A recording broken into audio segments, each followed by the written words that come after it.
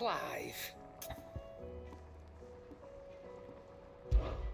If you're gonna buy something, be quick about it.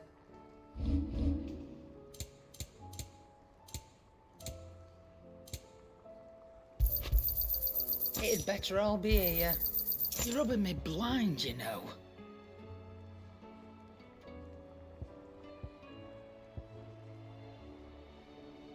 Finished, are you?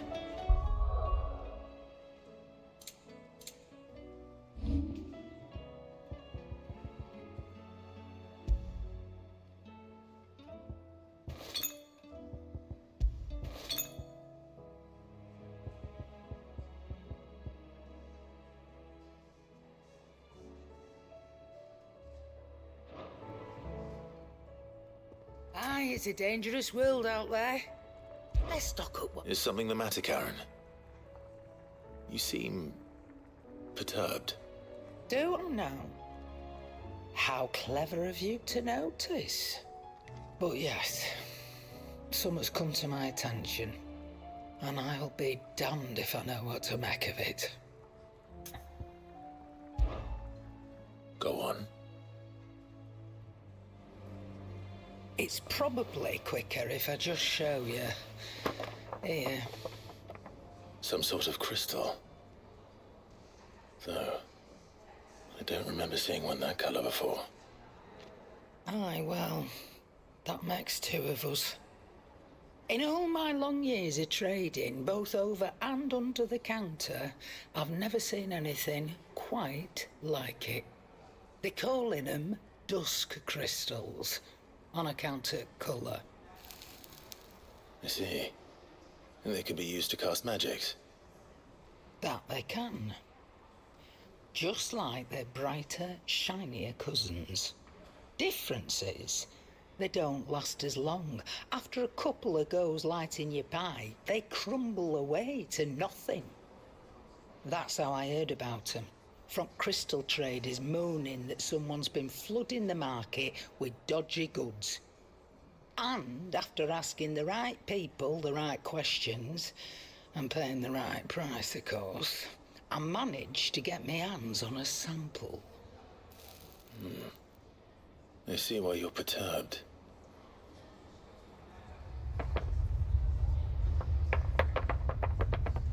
I hope. Do you feel that, Clive? Yes.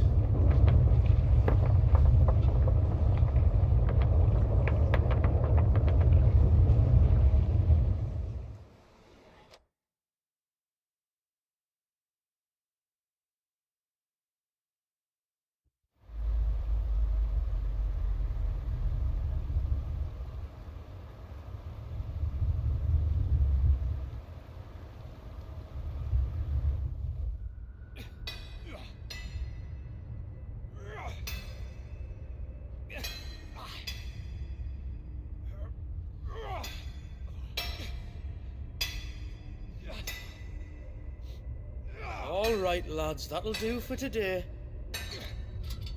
I said that'll do for today. Yes, Chief. Yes, Chief. Let's get this lot back to town, fill our purses and then our bellies.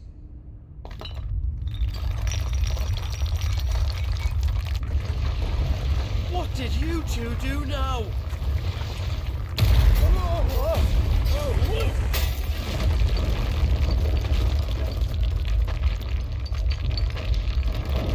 Please tell us you bought another lantern. Stay calm, both of you.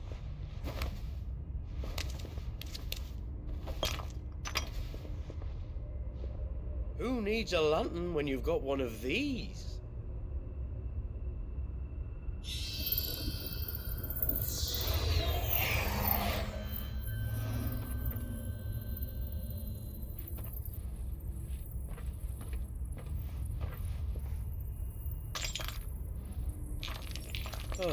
All that work for a single spark.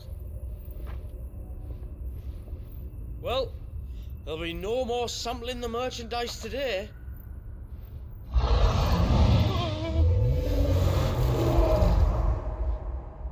That sounded close, Chief.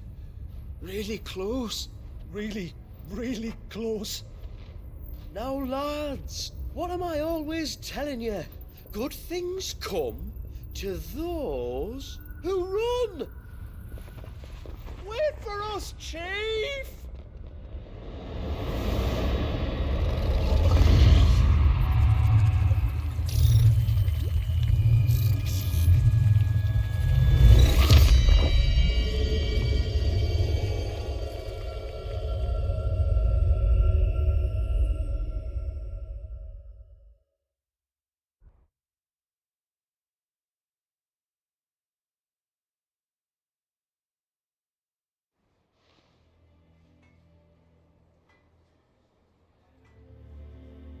I've never felt a tremor this far inland before.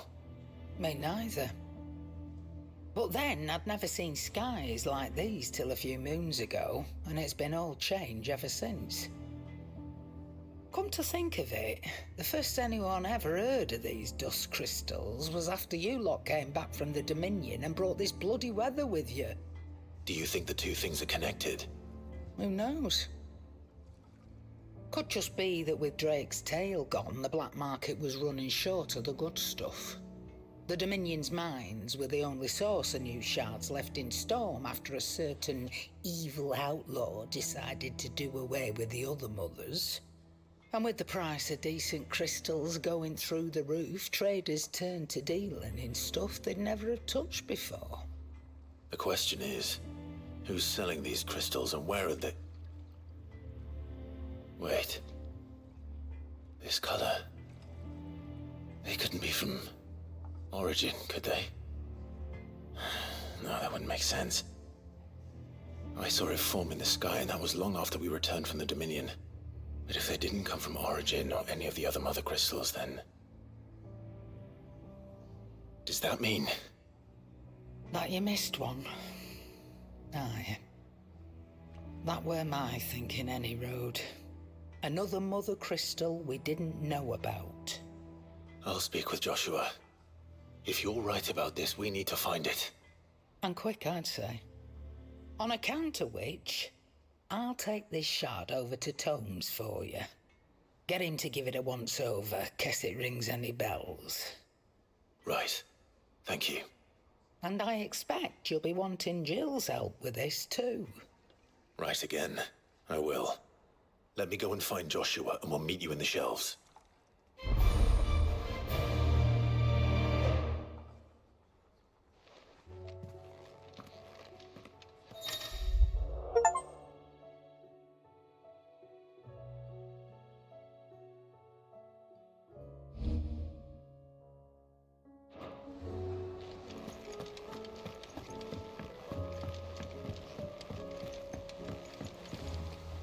Joshua, we need to talk. Karen's caught wind of something that I don't think we can afford to ignore.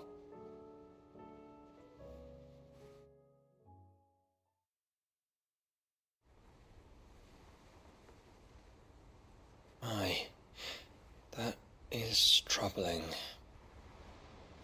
Not least because the Undying made no mention of these dusk crystals in any of their recent reports. So they weren't aware of them either. Perhaps. Or perhaps they merely deemed them unworthy of my attention. Wrongly, I might add, for I am inclined to share Lady Karen's misgivings. Then we'd better take her advice and consult Hippocrates forthwith. To the shelves, then. With our combined insight, I'm sure we'll discern something of use, be it no more than a place to start. Let's hope so.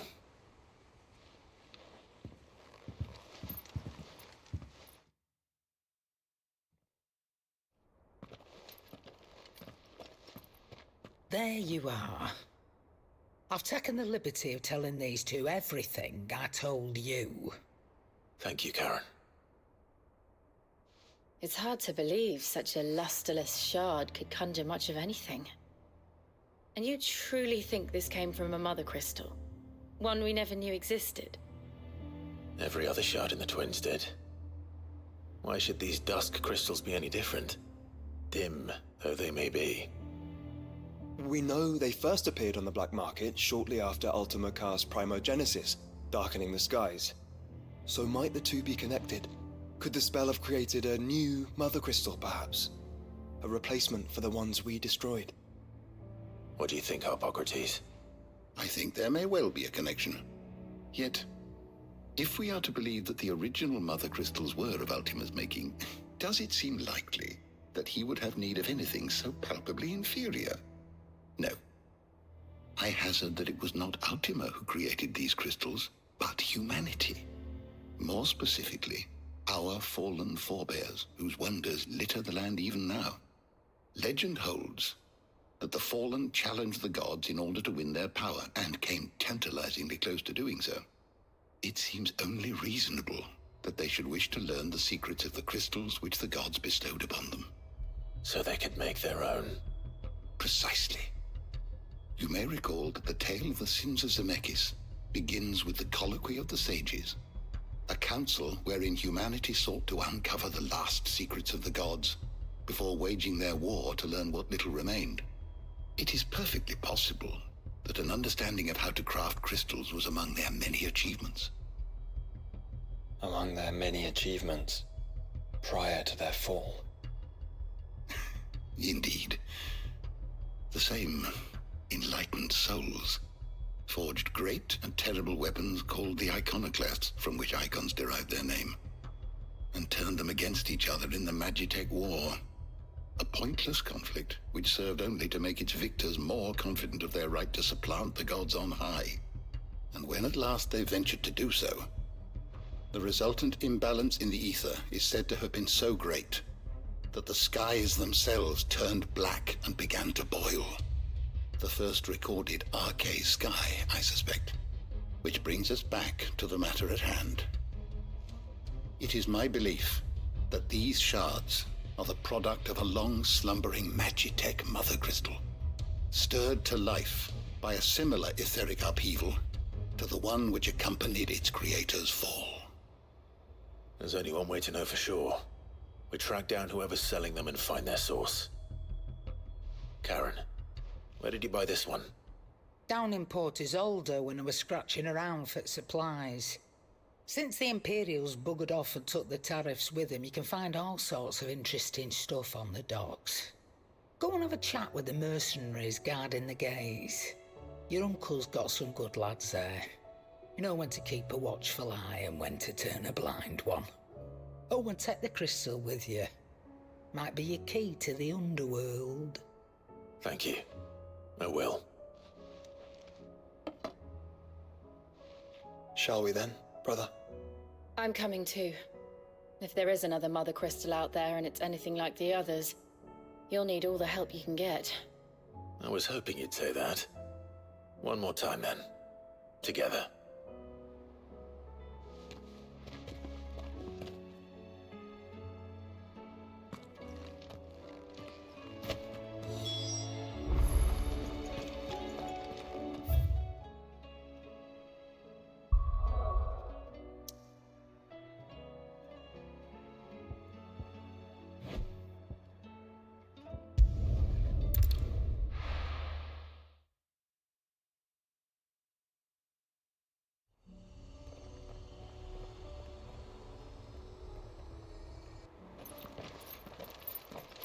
Ariel, slow down! Not bloody likely!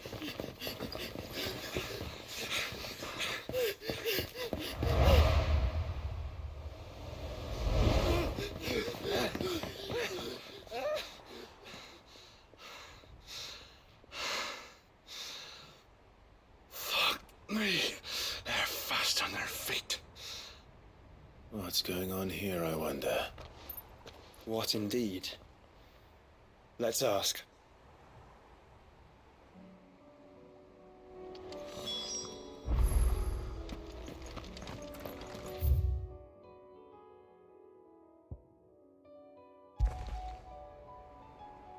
Excuse me. Who were those men just now? Bloody troublemakers, that's who. As soon as I asked them to present their packs for inspection, they turned white as a sheet and legged it. I chased them all away from the gates, but they're swift as hares. Still, at least we kept the bastards out. Don't need their kind stirring up any more strife. And what manner of strife have they been stirring up, exactly? Hey? Are you joking? This business with the crystals? Sorry, we've been away for a while. What's been going on? Alright, I'll humor you. After the paltry rations the Imperials left behind dried up, folks started trading crystals out in the open. We turned a blind eye at first. Lord Byron's orders. Way he saw it, it weren't right to deny people the one thing they were all clamoring for. Till the dust started turning up, that is. Dusk crystals, they're called. Ill-favored shards that crack as soon as you look at them. Not that the folk who bought them by the bucket load knew that. And they were baying for blood when they found out. In the end, his lordship had to step in and ban the blasted things. And we've been searching the path of every trader who's darkened our gates ever since. I see. And you think the men you were pursuing might have been trading in these dusk crystals? Why, you're in the market for some. Anyway, I wouldn't rule it out. In fact, I'd put a few gil on it. We might still be able to catch them. We might. If you are heading up that way, you want to keep your sword handy. There's more than dodgy traders plying the roads these days. Understood. We'll be careful.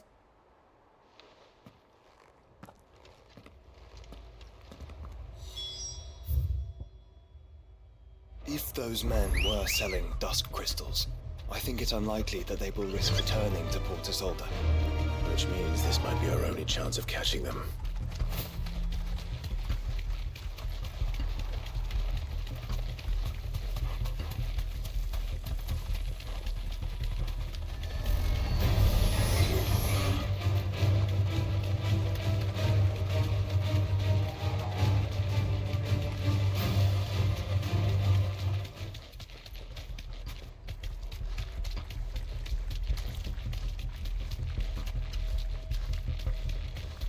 Where are they?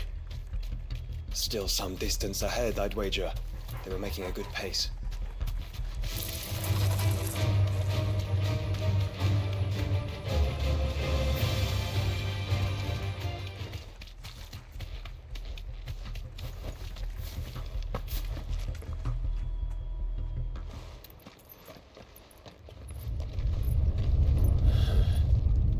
There's another one.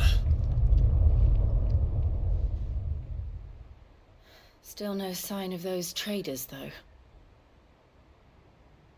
No. I just hope we haven't lost them. These blimmin' tremors are scaring off all our customers. The few that weren't scared off by the skies, you mean? Yeah. Perhaps one of those merchants has seen something. Forgive me, but did you happen to see 3 men in robes pass this way? Yeah, I seen them. Poor bastards. What do you mean? A gang of nasty-looking brutes was on their trail. Caught up with them just up the road, screaming at them they were, "Your crystals or your lives," and all that. Only the daft buggers kept their crystals and legged it. In which direction, out of interest? Up that way.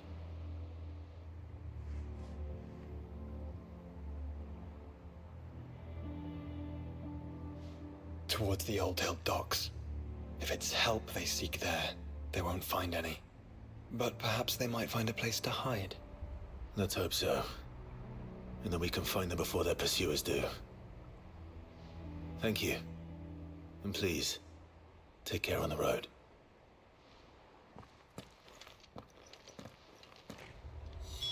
Come on. They're no good to us dead. Lead the way, brother.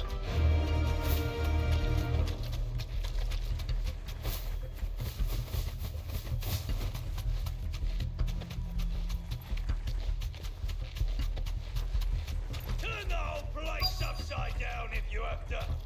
They're here somewhere. So the bandits haven't found them either. There's still time.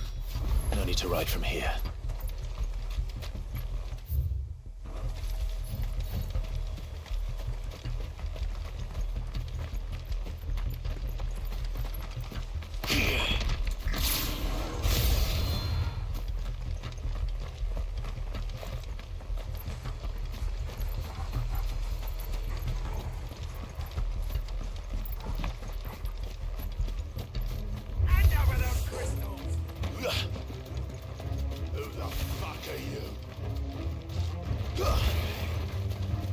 be taking that sword and the rest.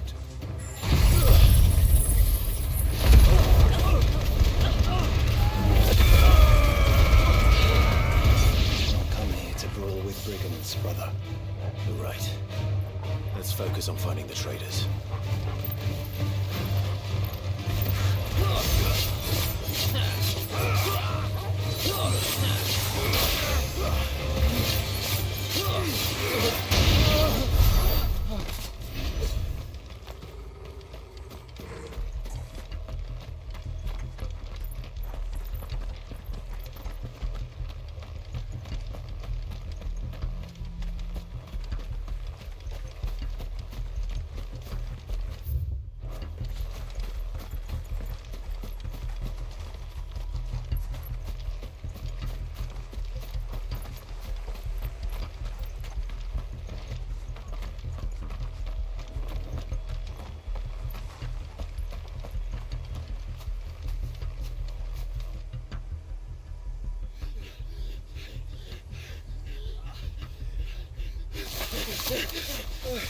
Don't think I can go on.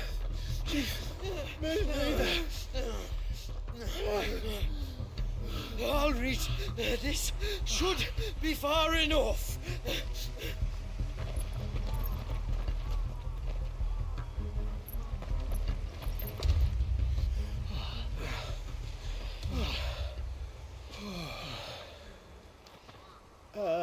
Chief? They've found us. It's getting so a man can't even catch his fucking breath. Gentlemen, a word. We understand you've been selling some crystal. And like I told your thieving mates, you're not fucking getting them. So you can take your massive sword and shove it. I'm sure I could, but we're not thieves. Over here. I can smell the one who shat himself. If you've got a plan, Chief, tell us you've got a plan. Of course I've got a bloody plan. Good things and all that. Let's start again, shall we? You say you're interested in the crystal trade? Not exactly. In actual fact, we were hoping to talk about this.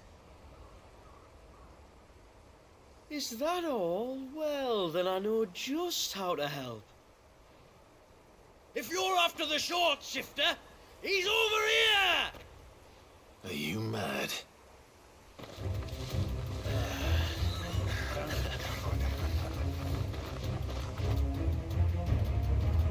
Slippery little pricks. Clinkers on the ground, quick as you like. Gentlemen, you've got it all wrong. Do we look like merchants? He's the one you want. Just look at what he's got in his hand. What? Him? Wait, I'm not.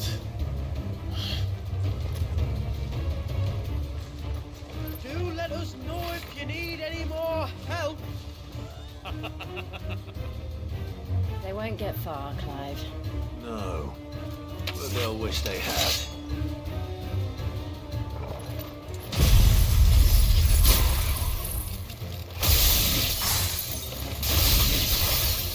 I'll carve you like a suckling pig and feed you to your fucking dog! I need you to think of him.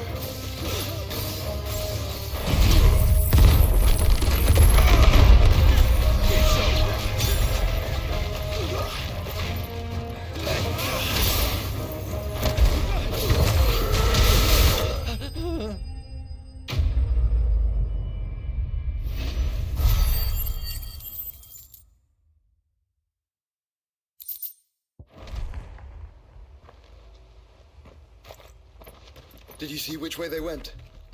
North. Making for 3 reads at a guess.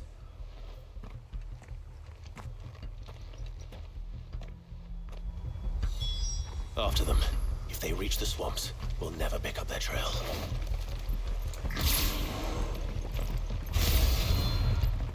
Ambrosia won't help me here. There was something odd about those three. They seemed less like merchants and more like... Charlatans? One might argue that a merchant is naught but a mummer without his motley. Then why am I not amused?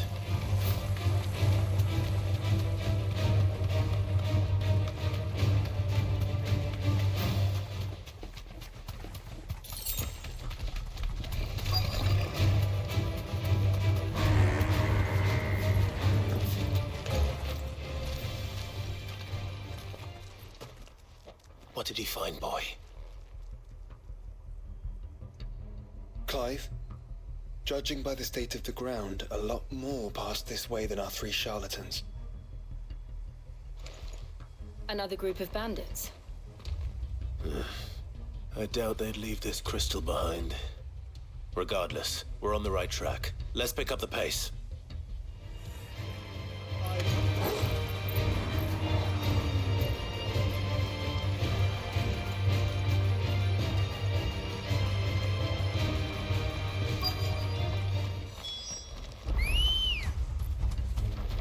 They wouldn't risk stopping at Martha's Rest, would they? What if they hope to pass unnoticed? Then we'd better stick to the swamps. Fly, Ambrosia. Caution, bro.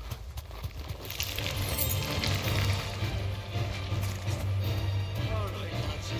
I think we finally lost them. Then think again.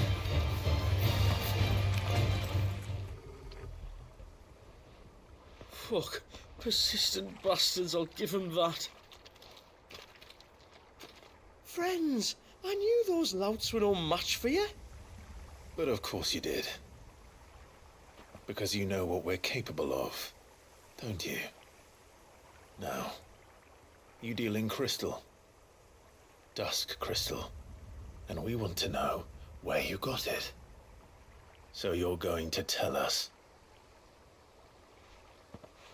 Let's assume for a moment that we are the merchants you're looking for.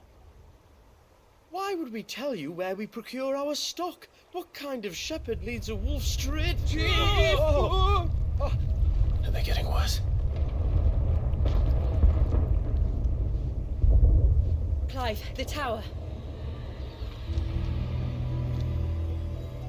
Well, that's new.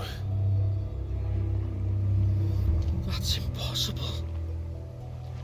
Yeah, Chief. Do you think someone else got into the tower? Quiet, you daft sod! And what would they find there if they did? I wouldn't know. I've never been there. Echoes, maybe? Or fallen rubbish? I really couldn't say. The entrance is sealed tight. No way in. And how would you know that? If you've never been there?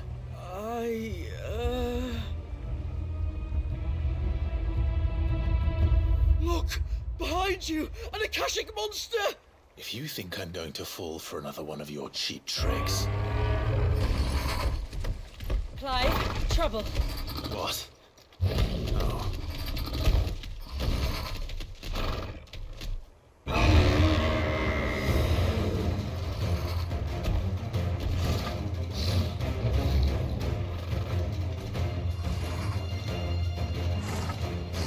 Wait, don't you dare! I don't think Martha would appreciate that thing on her doorstep. Probably not. Let them run then. I have an idea where they'll be heading anyway.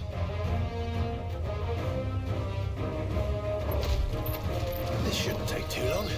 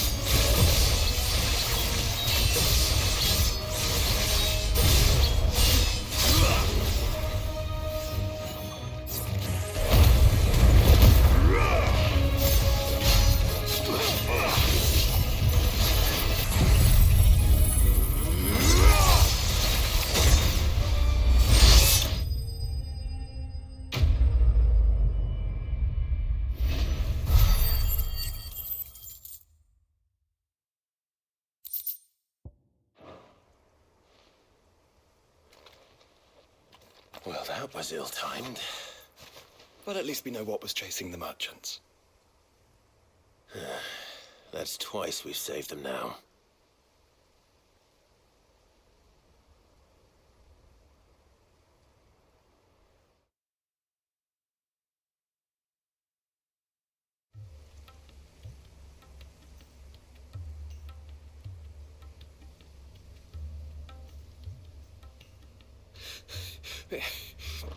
I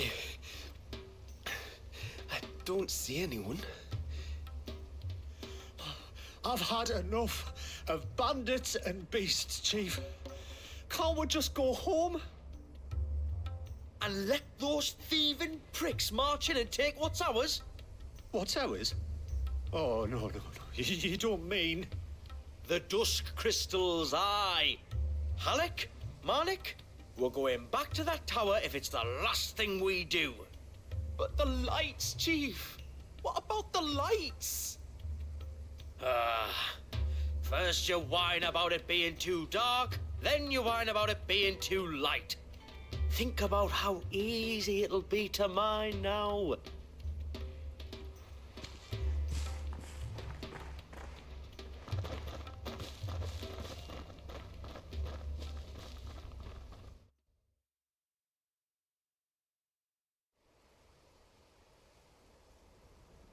And you're sure they're bound for the tower? When they aren't running away from trouble, they're running towards it. Do you know anything of the place, Joshua? Alas, not. I have seen it labeled Sage Spire on some maps, but beyond that, the ruins are no different from any other fallen derelict. Another impenetrable relic of the past. Not so impenetrable, apparently. Our friends plainly found a way in. They could be living there, like we do in the Invincible. Well, the tower is unquestionably large enough to hide 3 merchants. But is it large enough to hide what we seek? A mother crystal. It would go some way to explain why the area was among the first in Rosaria to fall to the Blight. Then it's settled. We head to Eastpool and make our approach from the dim.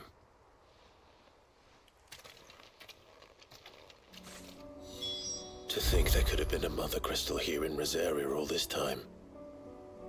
The wars that could have been avoided. We still don't know what's in there, Clive. But whatever it is, there is a good reason it has gone unnoticed for so long. The tower sits atop a jagged ridge. Few have ever had occasion to pick their way through the rocks, even before the Blight swallowed them.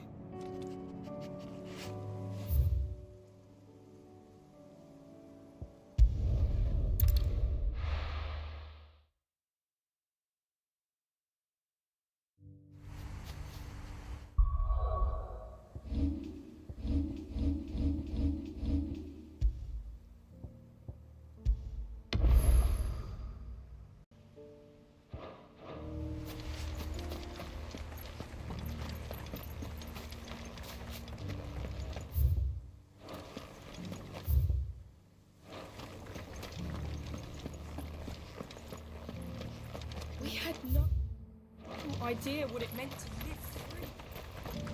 That's it. Eyes forward.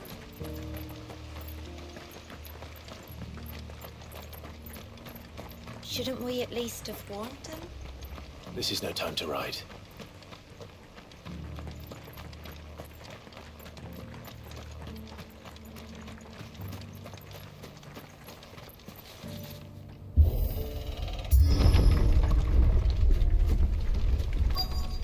No use calling Ambrosia now.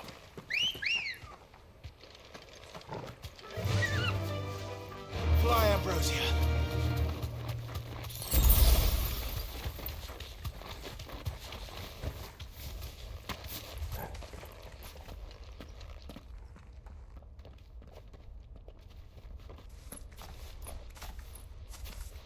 Are those goblins? What are they doing in the Deadlands?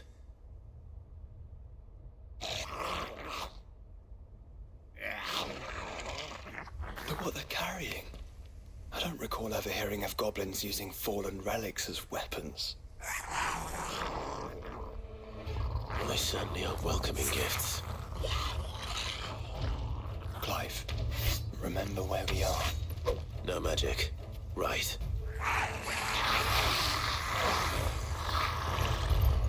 They're even uglier up close.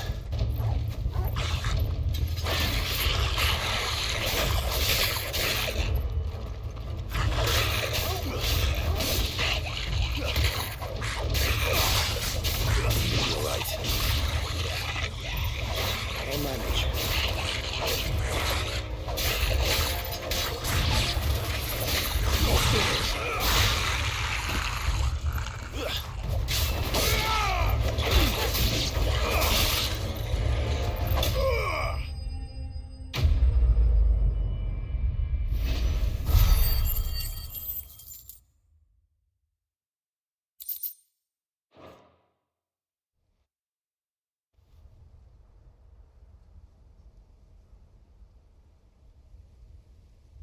Let's hope that was the last of them. Indeed. I'd almost forgotten what it was like to have to rely on steel alone. Clive? Joe? You may want to see this.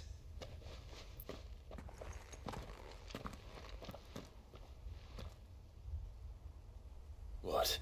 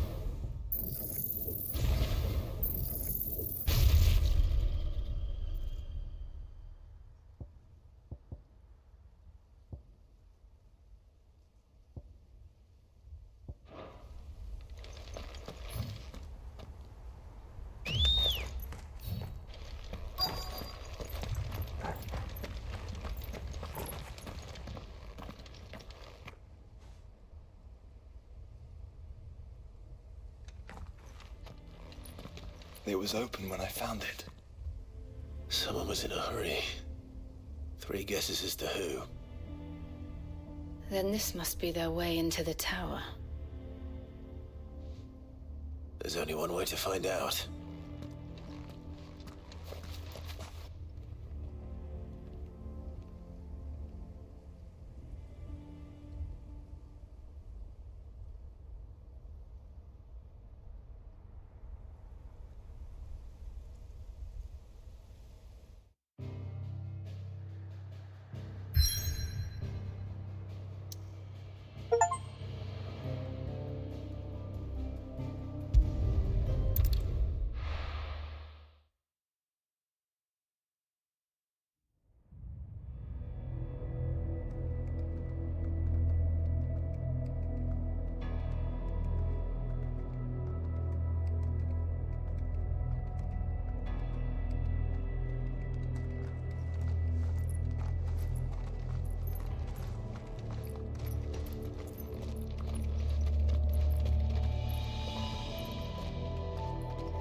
It seems somebody's woken this place up.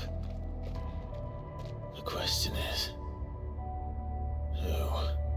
Well, I can tell you who it wasn't. Unauthorized biometrics detected. Someone's here. Initializing security scan. Safety protocols disengaged. I don't think that was someone, Clive. I think it was the tower. Either way, it doesn't sound like we're welcome. Keep your guard up.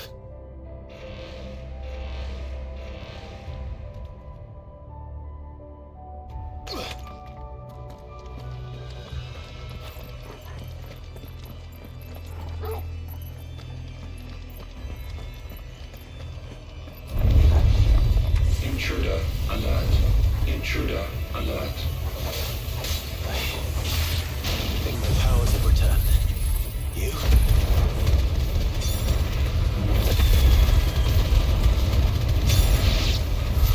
The same. There's ether here. An abundance of it.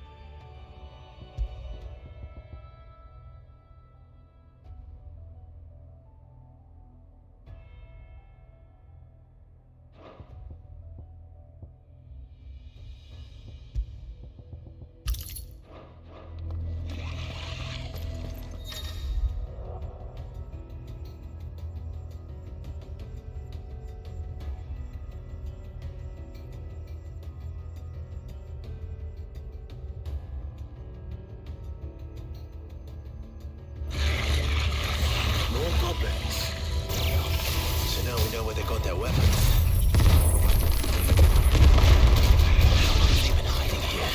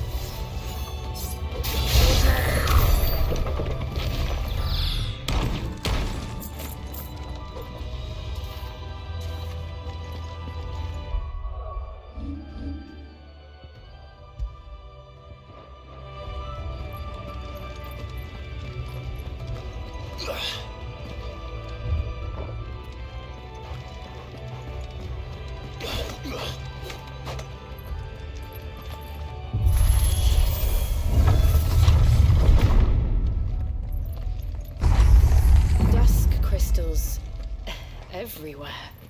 Well, that's one mystery solved. But there's no mother crystal. Yet. We still have plenty of tower to explore.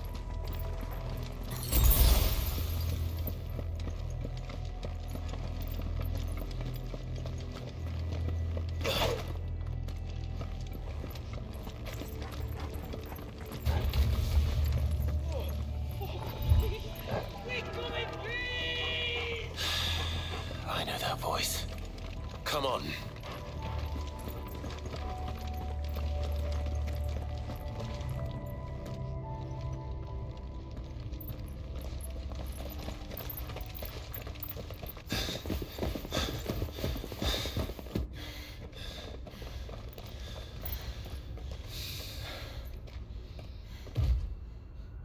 Well, look who it is.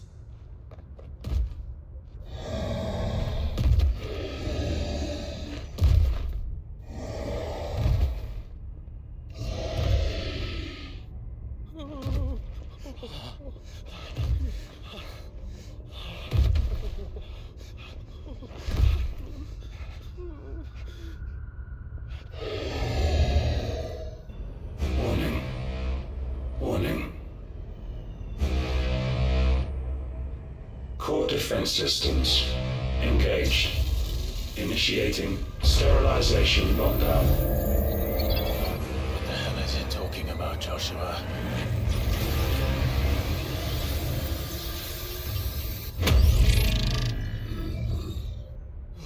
Good things, lads. Good things.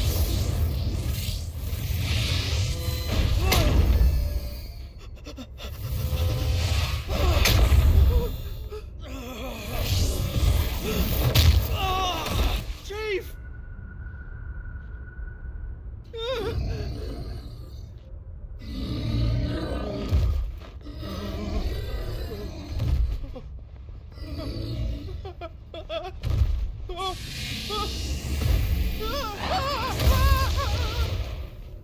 Hey! Over here.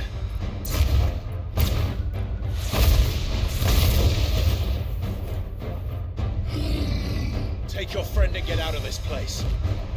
Now!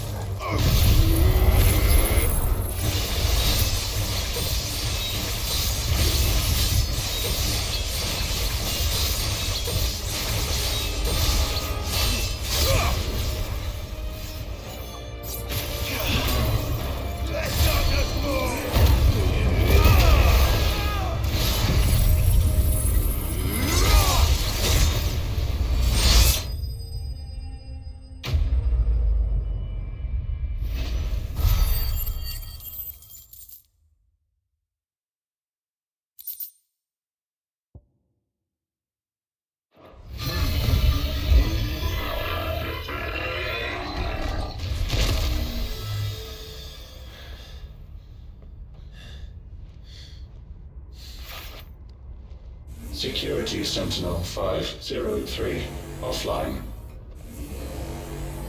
Initiating Emergency Core Relocation Protocol.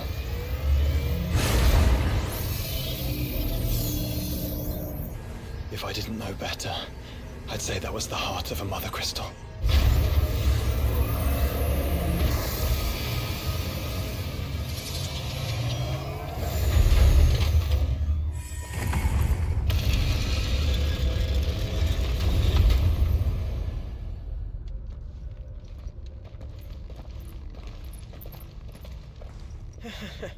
I knew that fallen thing was no match for you. Allow me to apologize for earlier. That was, ill-played. All born of a misunderstanding, though. Can we start again? We don't need your apologies. We need answers. And you're going to give them to us. I suppose you'll be wanting to know about the tower, then. As you've probably guessed, this isn't the first time we've been here. Fact is, my people have been coming to this place for centuries. Have they now? To these ruins in particular? Aye, well, they, talked to us, told us what this lot was all for. And what is it for? Well, believe it or not, the Fallen were actually using this place to make their own, Mother Crystal. Though, despite years of searching, all we ever found was shards. Then, Harpocrates was right. It would seem that the Fallen did indeed acquire the god's ability to craft crystals. I wouldn't go that far. The shards aren't exactly divine. They're not even what you'd call decent. But they're better than nothing, and nothing is what our people had before we found them. So we've been coming here ever since. But these dust crystals have only recently appeared on the black market. What made you decide to start selling them? The skies. Once they went dark, the crystals started growing back, till there were more than you could count. And with the mothers all cracked, anyone with anything that could muster so much as a spark had people queuing up to take their coin. Yes, at a cost to us all. Quality apart, these crystals are no different from the ones the world has been using since the dawn of time. And it cannot continue. No, it cannot. While this is clearly none of Ultima's doing, there can be little doubt but that it serves his cause. Then our path is clear. So let's do what must be done. Wait, you lot aren't thinking what I think you're thinking, are you? Oh, I think there's a good chance we are. But, what about the tower's defenses? That thing you just fought, it won't be the last one. And the further you climb, the worse they'll get. How about we head back to Martha's before someone gets hurt, eh? That is sound advice, which I suggest you take. Before someone gets hurt.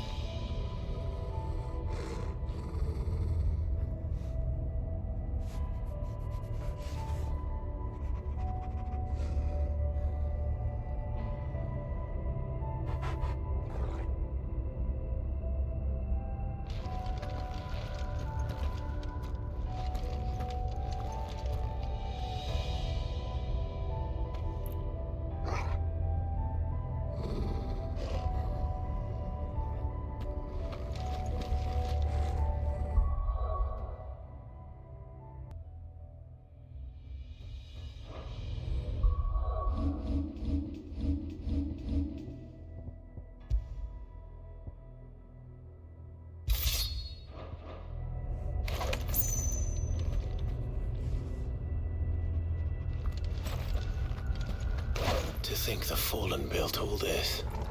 The knowledge they must have needed. Knowledge now lost.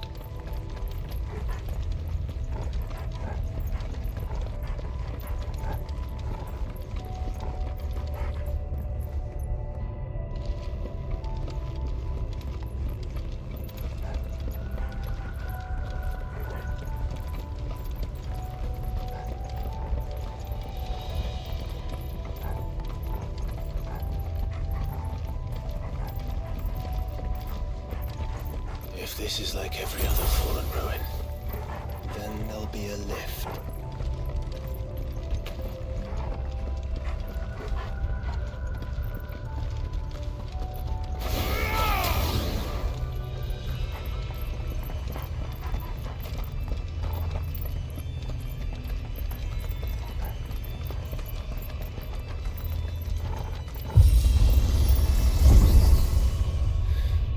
onward and upward.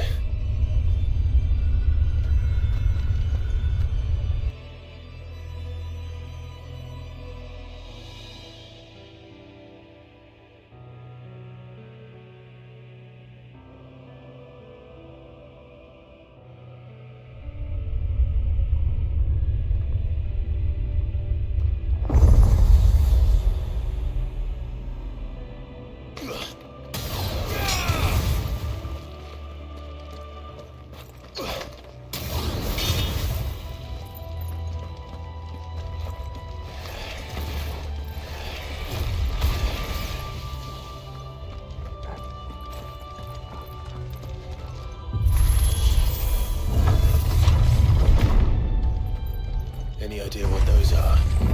They seem to be containers of some sort. Or perhaps...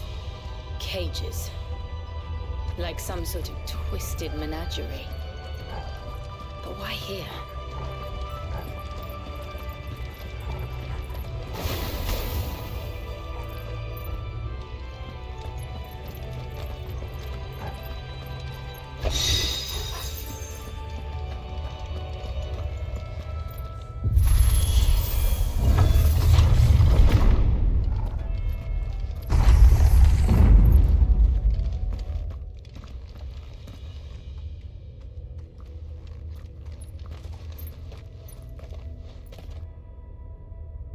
How many of these things are there?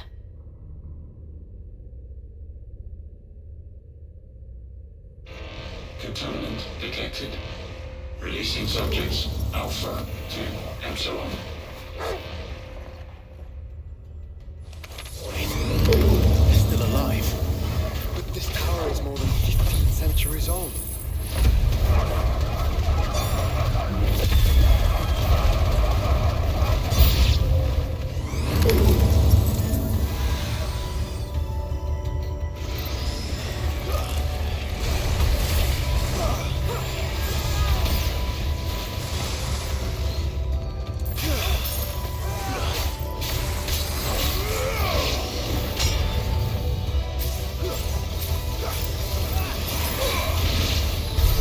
If they built this place to grow crystals, why imprison creatures here?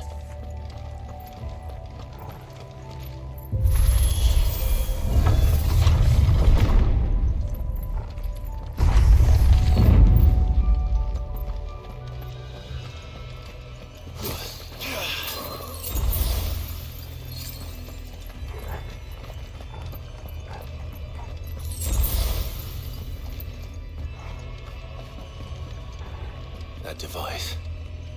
It glows just like the doors.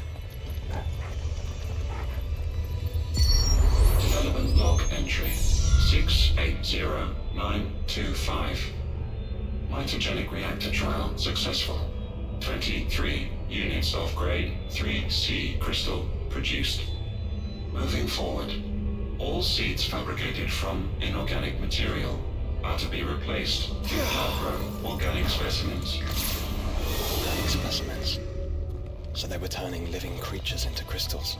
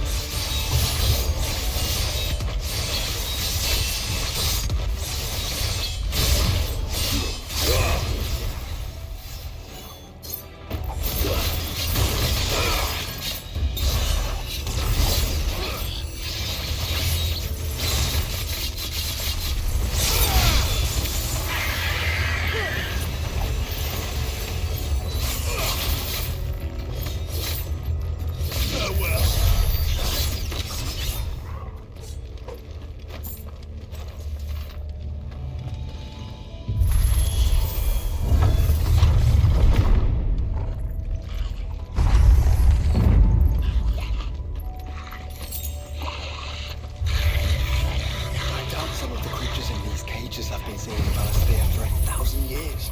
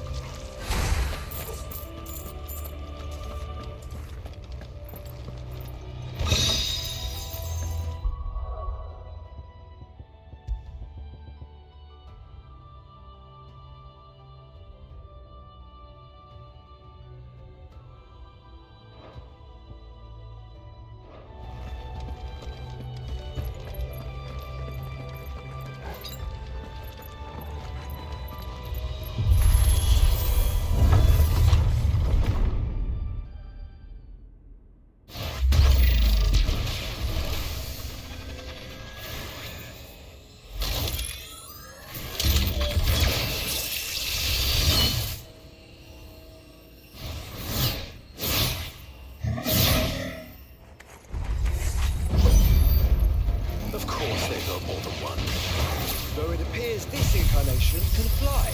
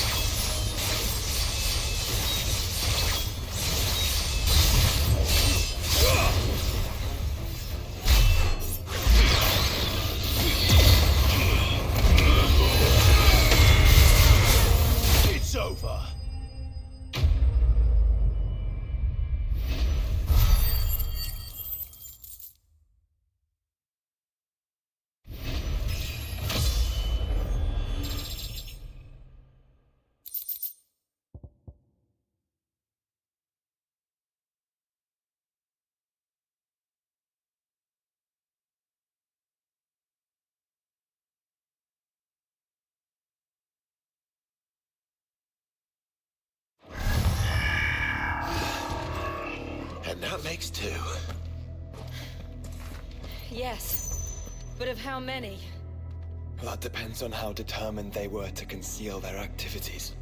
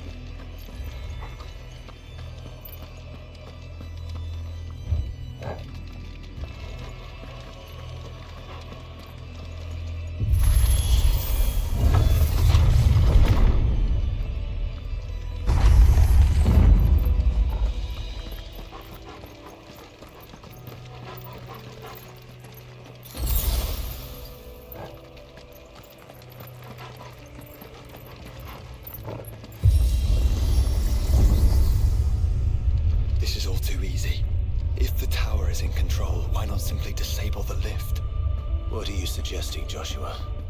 That it's hurting us.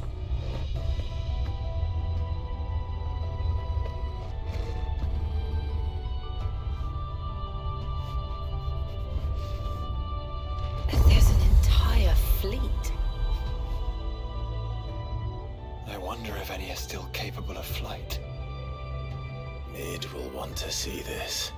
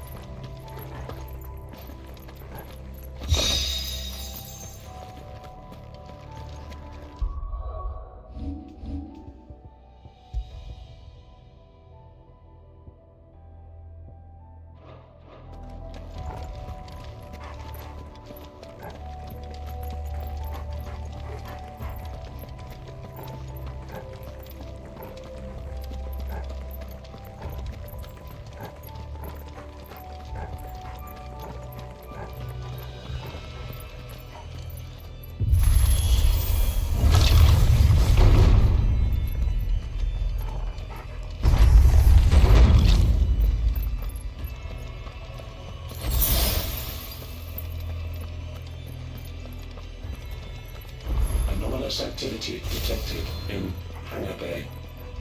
Mobilizing Aegis units. We're being watched.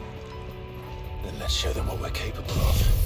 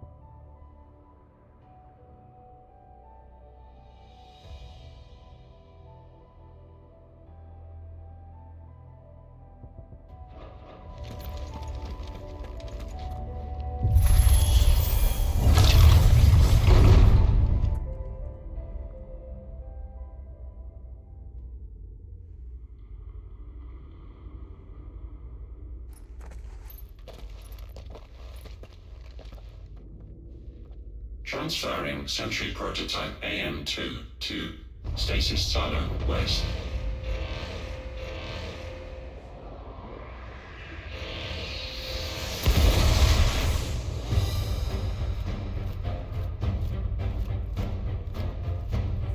We'll just have to hope those crystals it's sporting are as worthless as the others.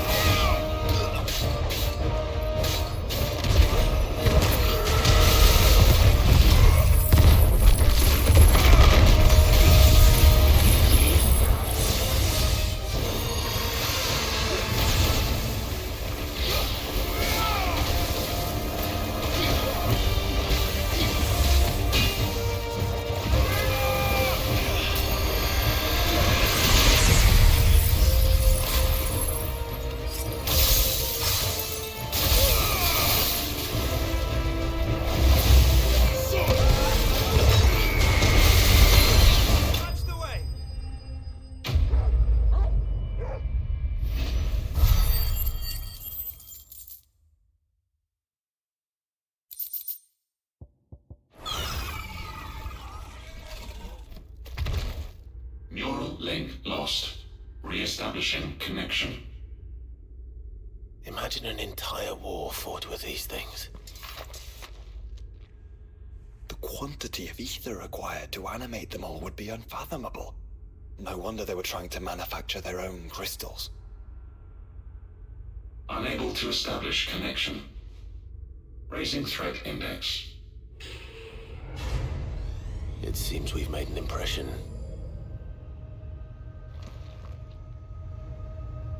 Perhaps the rest of the cages will open now. Don't tempt fate, Joshua. Forgive me, brother. They may not.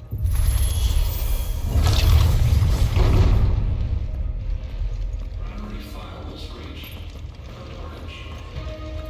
Bypassing safety protocols. Research staff are to proceed to immediately.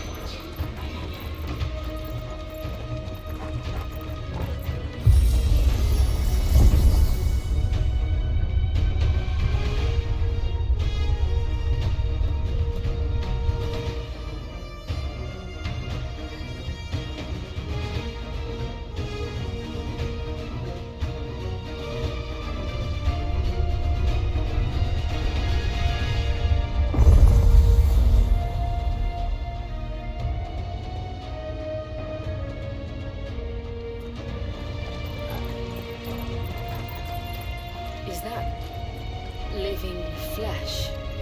I'm beginning to think this whole tower is alive.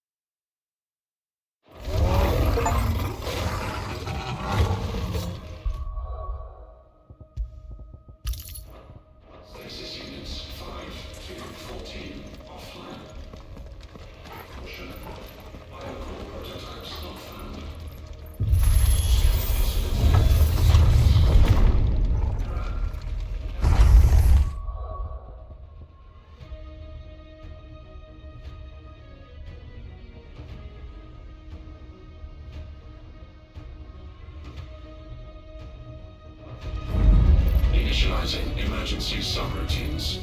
Diverting reactor power. I think it's getting ready to receive us.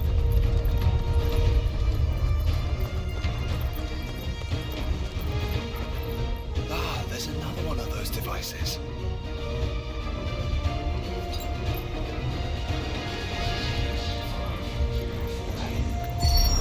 Development log entry 750501. Average improvement of crystal resilience 492%. Biological core exhibits high ethereal congruity.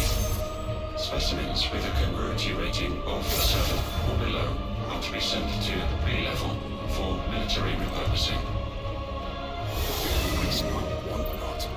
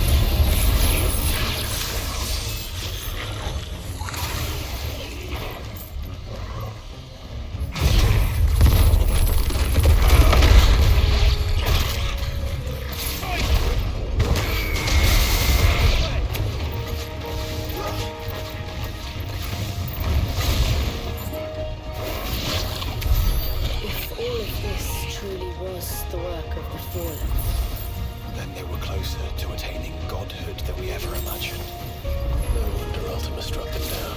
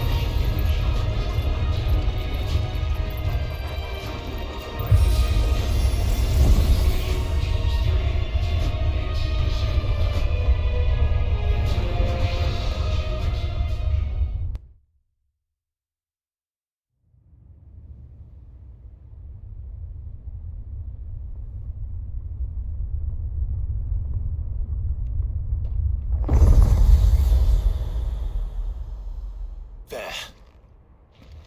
Now's our chance.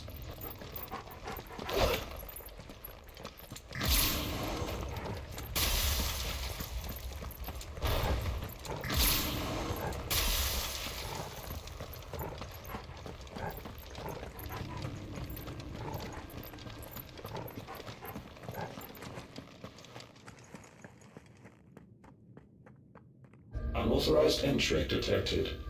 Primary core firewalls activated. Initializing iconoclastic defense system Omega-1. What the hell is an iconoclastic defense system? I've a feeling we're about to find out. And that we will not like the answer.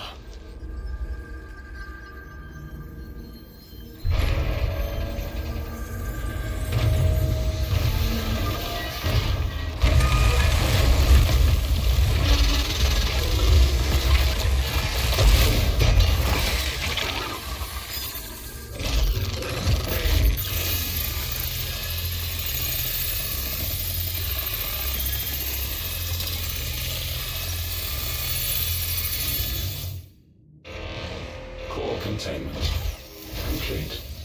Authorizing environmental sterilization protocol. Well, at least we know where it is this time. Quite. And if we want it... If we want it, all we have to do is kill an icon. Safety routines disabled. Weapons armed. Stand clear.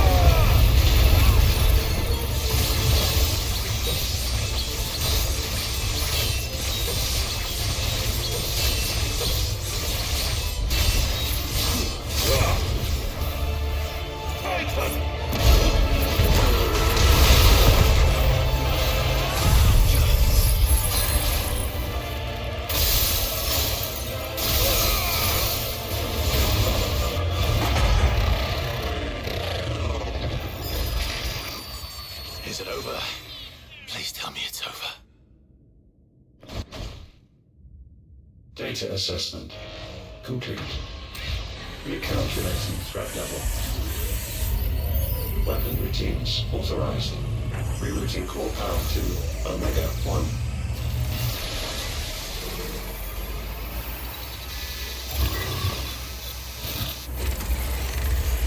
Not yet.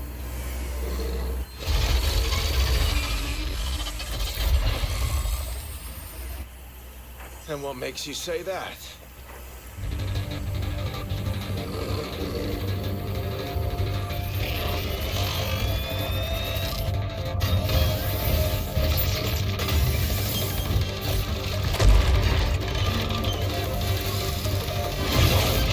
Those new arms, for one.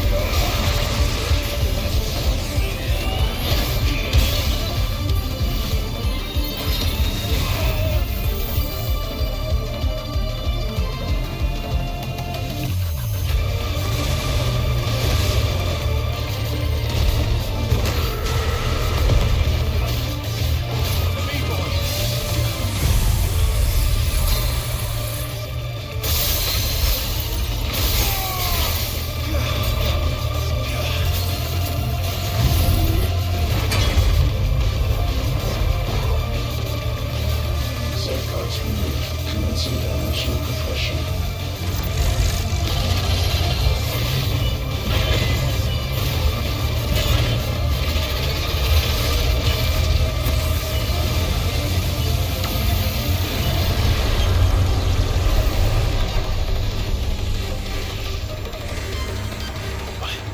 Why can't I? Breathe, because it's constructing all of creation. Well then, we better kill it quick.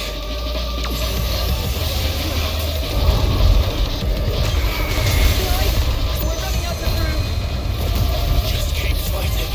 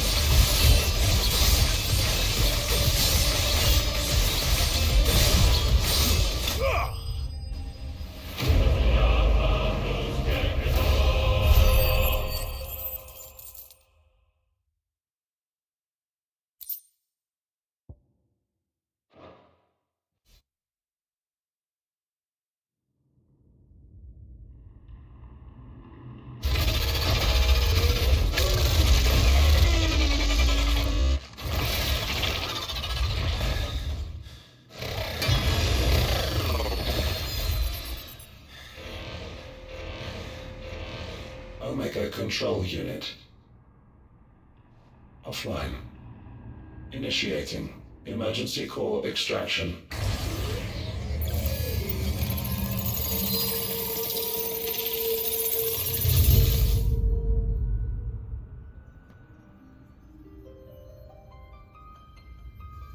Would you care to do the honors, Clive? Gladly.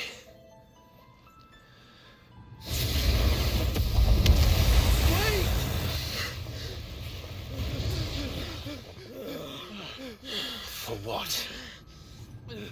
I thought I told you to leave this place. What must you ruin us all? I cannot let you do that. We need these crystals. They're all we have. And just who is this we? We are of an ancient tribe, one of the first to lose its lands to the Blight.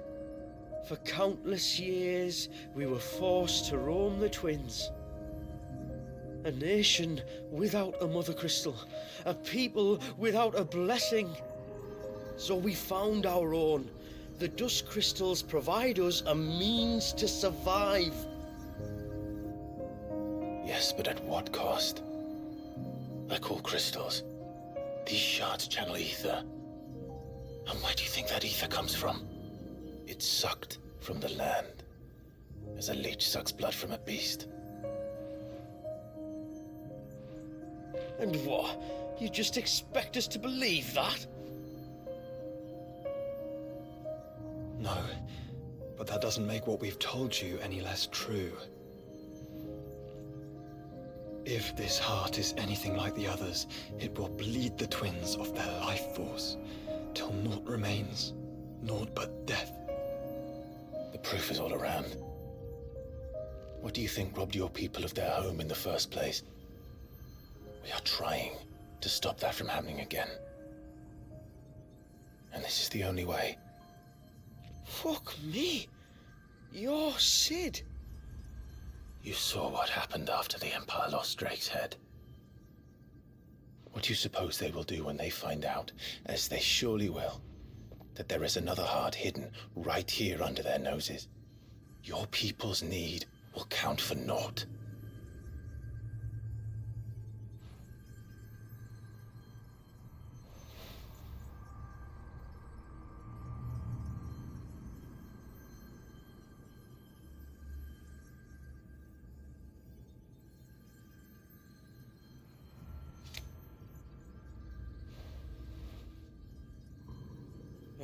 damn it.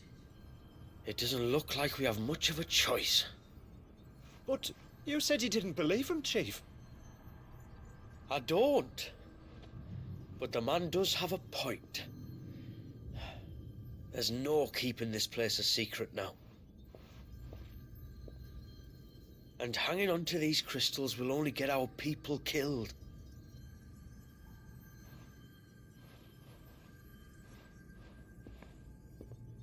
Have it your way then. Just promise me you'll leave my people out of it. Stand back. It's about to get hot in here.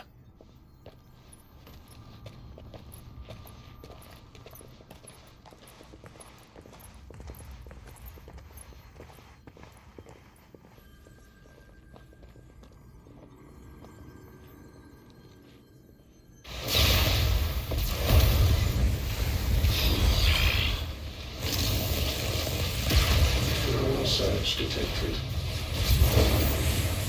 Warning. System overload. System overload.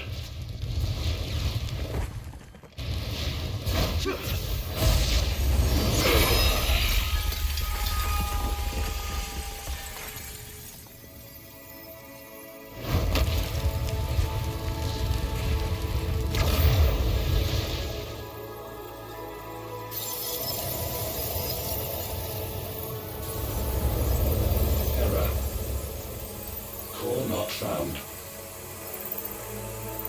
System failure imminent. System failure.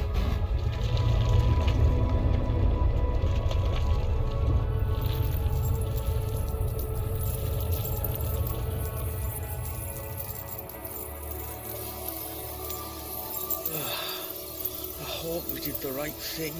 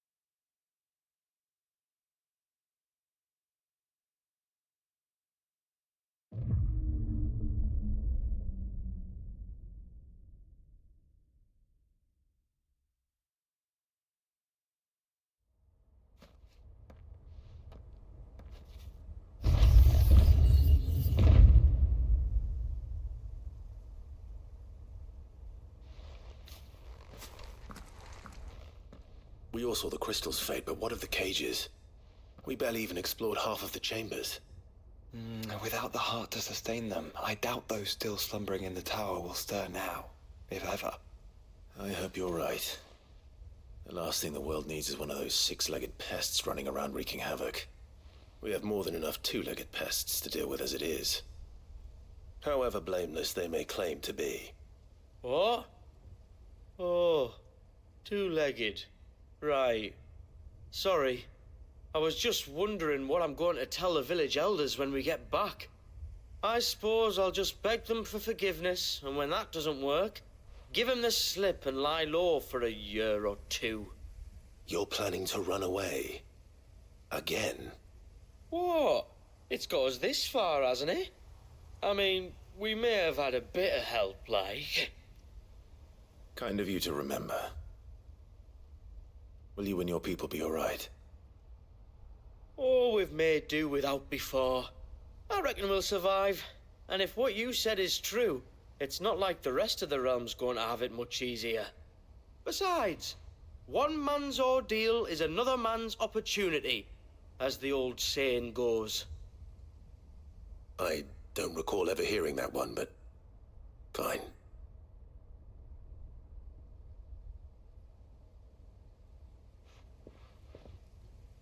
Now, if you don't mind, we've got places to be. We do? I mean, we do. Thanks for everything. I said we've got places to be.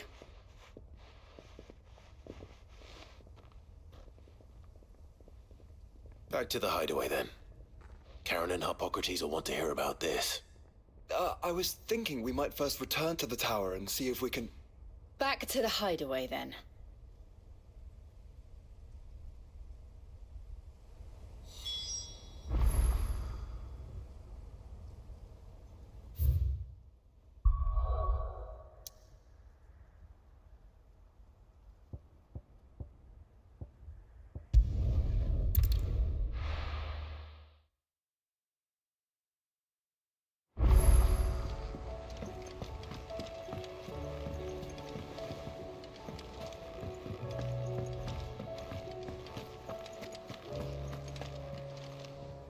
Back, are ya? So? Did you find out where the dust crystals were coming from, or what? It's, a long story. And perhaps one better told in the shelves.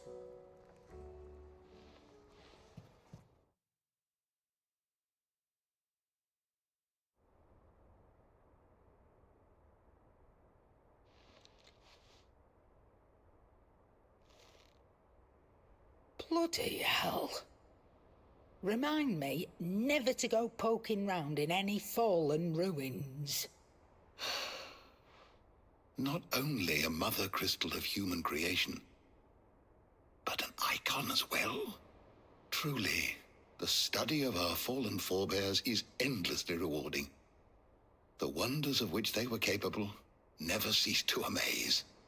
They came as something of a surprise to us, too. You can say that again. We had no idea what we were getting ourselves into when we set foot in that tower. We only knew the old stories. Of a people so consumed by greed that they sought to overthrow the gods. And I'd hazard the thing we found in that tower was conceived for that very purpose. Omega, the offspring of the Fallen's boundless knowledge and unchecked ambition. A dangerous combination for all concerned. And Ultima crushed them. It was he whose secrets the Fallen coveted, let's not forget. He whom they strove to dethrone. Just as we strive to dethrone him now. Without their knowledge. And without their weapons of war. Clive. This power I've been given may exceed even theirs. But if I use it, as they did, who's to say things won't end the same way? Come now, brother. I think the events of recent days have made it abundantly clear that we are not our ancestors. As well you know. You're right. They made crystals.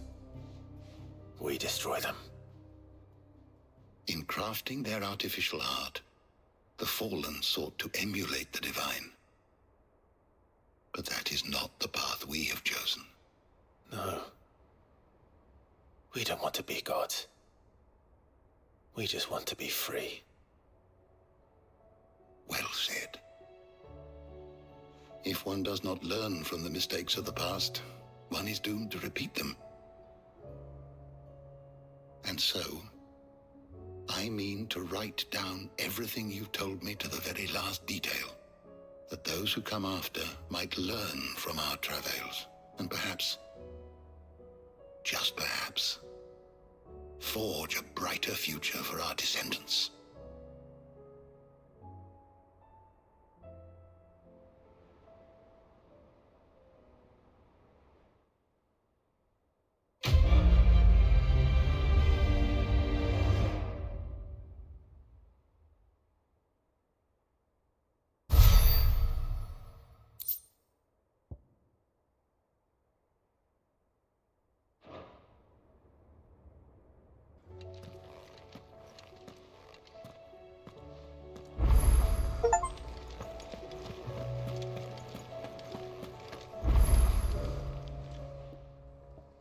Still alive, are you?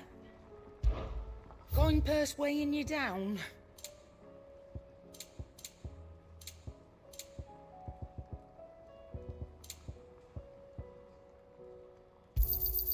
It'd better all be here. You're rubbing me blind, you know. Is that all?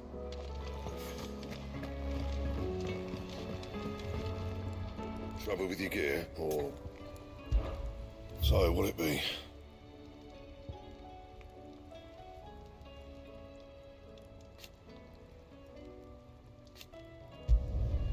No scratches, all right? That it? Fine.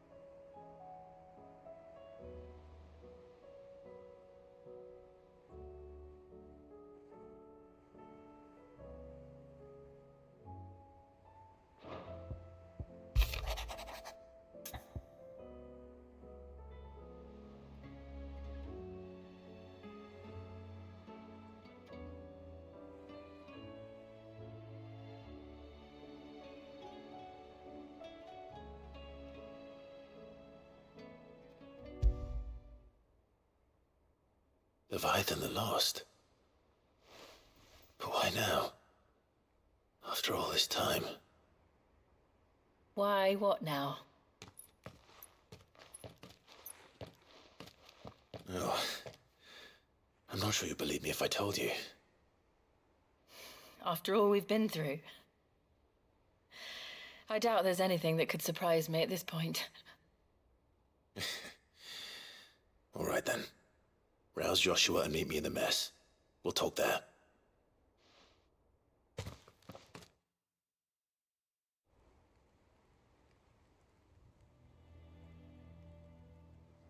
I see we're all here. So, what is it this time? I'm not sure yet. The letter delivered to my chambers omitted a few crucial details. Do we know its provenance? That was one of the details it omitted. But whoever the sender was, it seems the Dame held them in high enough regard to point them in our direction.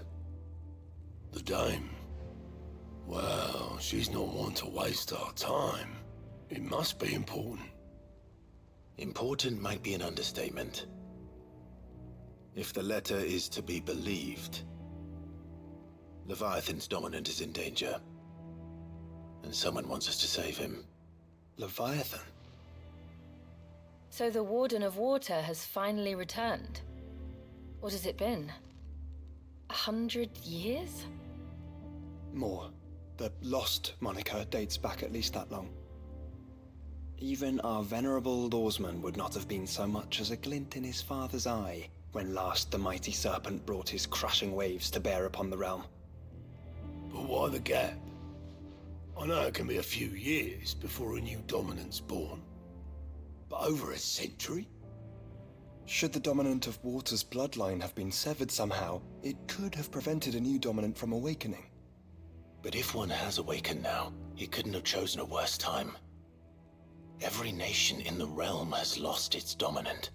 If word gets out that there is still one to be had, they will stop at nothing to claim it for their own. And the twins will be at war again, just when humanity most needs to come together. Did the letter say anything else? Only that if I wish to know more, we must meet in person. And that the Veil can arrange a meeting. If nothing else, you can be certain it ain't a trap. Famous last words. I'm coming with you. As am I. Thank you. Both of you. And Otto? Yeah. I'll keep an eye on things here. Didn't fancy coming anyway. Thank you. I shall leave the Invincible in your capable hands.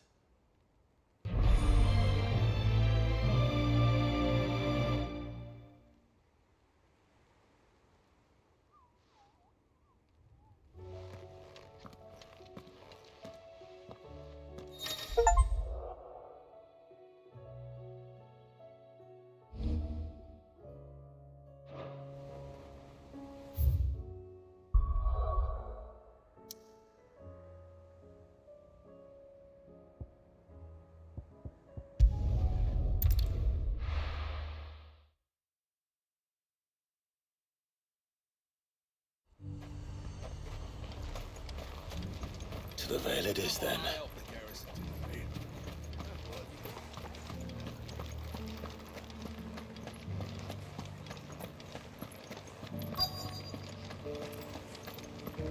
Looks like you've got a thirst. But enough talk. How about we... Fancy a peek behind the veil, my lord? I'm looking for a Layla. You found one. So, will your friends be joining in? Or just watching? We're not here for your services. We simply want to talk. What you do with your time is up to you. The price is still the same.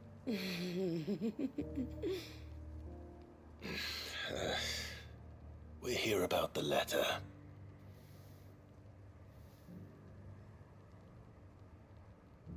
Oh, sorry. I suppose you'll be wanting to know who wrote it then. Among other things. Look, I'm just the messenger here. There's only so much I can tell you. Specifically? A location, north of town, on the shore of Isle of Feist Bay. There you'll find a tent and the woman who can answer your questions. And that's all? Nothing else? Actually, one thing. There's more than flowers in the meadows these days. So keep that sword of yours to hand.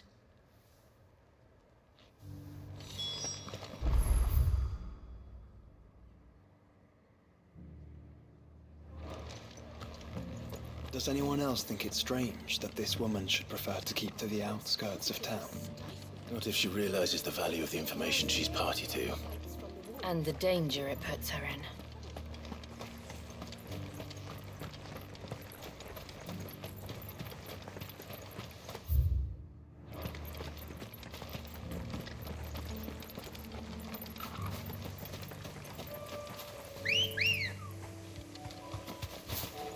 Let's go. Run like the wind.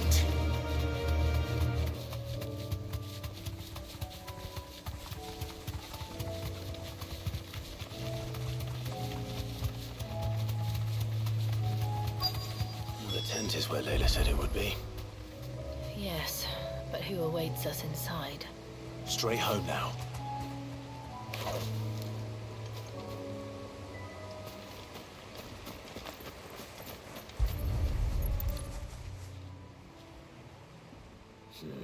It's empty. Why am I not surprised?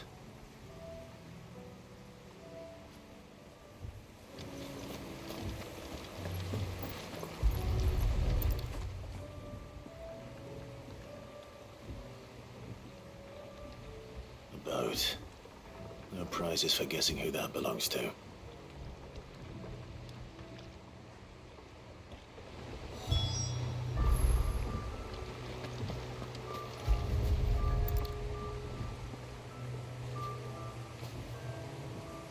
The embers are still warm. So you're Sid.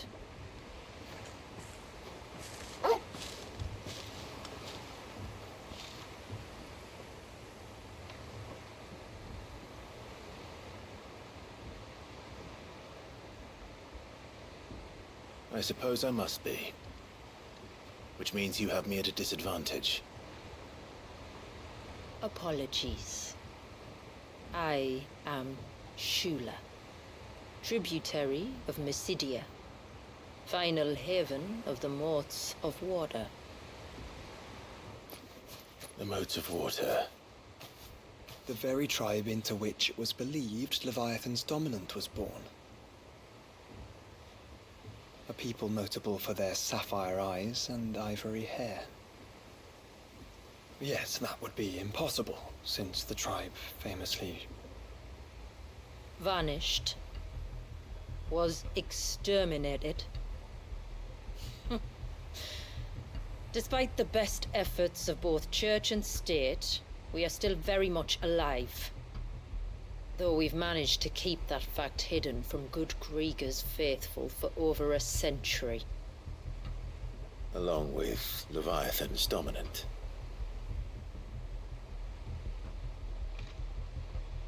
That wave out there. What do you know of it? The Surge. Only that it's been there a long time.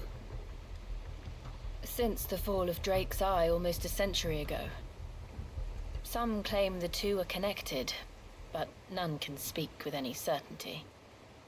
So in other words, you know nothing. Not that I'll hold it against you.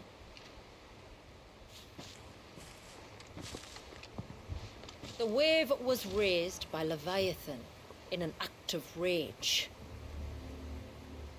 Moments before the waters were stayed, and the icon and its dominant bound within. And you want us to... rescue him. Yes. You see, a little bird told me about a certain outlaw with a singular knack for putting unruly dominants in their place. And ours is about as unruly as they get. For years, we've searched for someone who could hold their own against an icon. Someone just like you. So what do you say? Will you help us? What exactly did your dominant do to warrant this punishment? What did he do? He committed the greatest crime one of his kind can. He was born.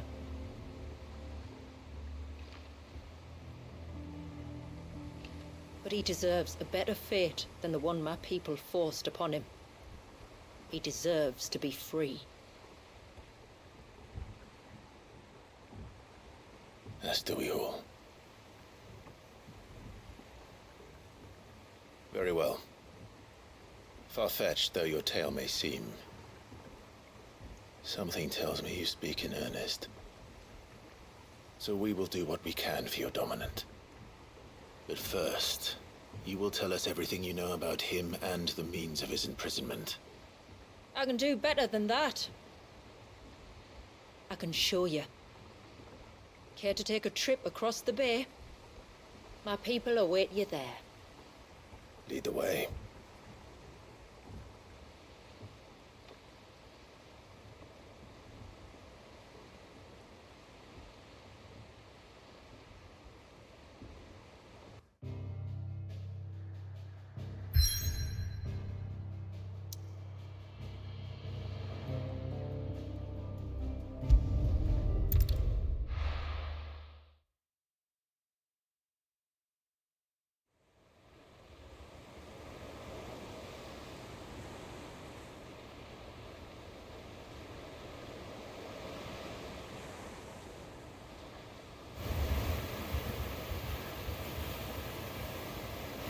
right. You might want to hold on to something.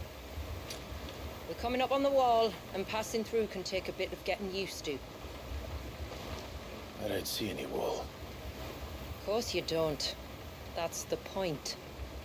It's a glamour woven by our ancestors to keep our village hidden from prying eyes. But don't take my word for it. Watch.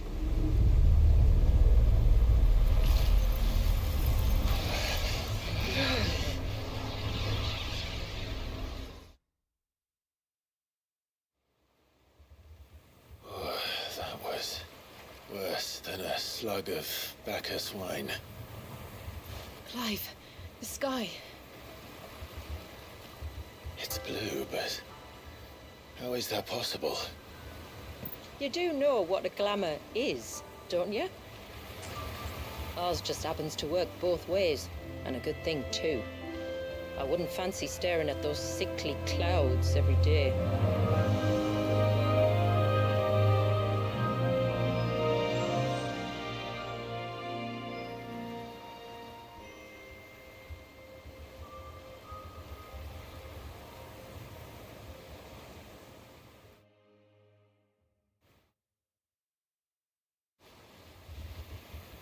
And that concludes our little voyage. We're here.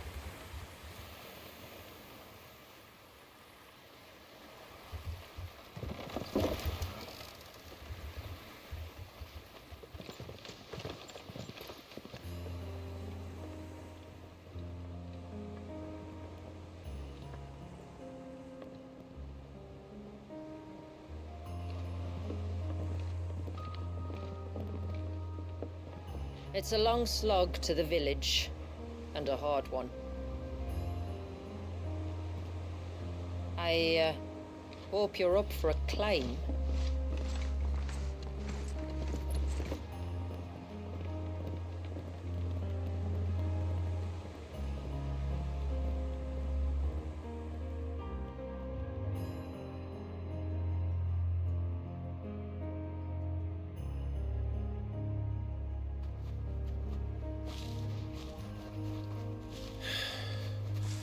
Finally. What? You didn't think we'd arrived, did you? The village isn't up here. It's on the other side of the mountain. Of course it is.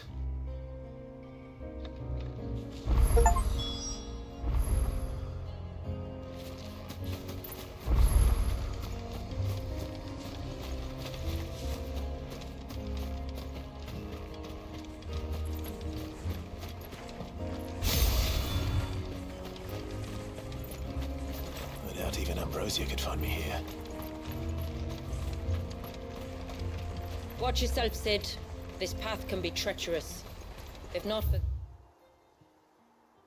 sheer drop, then for the beasts who prowl it. Thank you for the warning.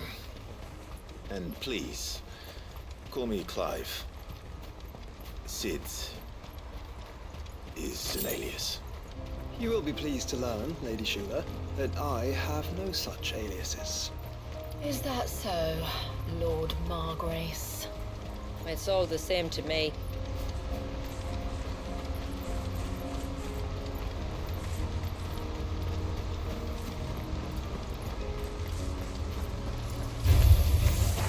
I was wondering when they'd pick up our scent. Stand back. We'll handle this.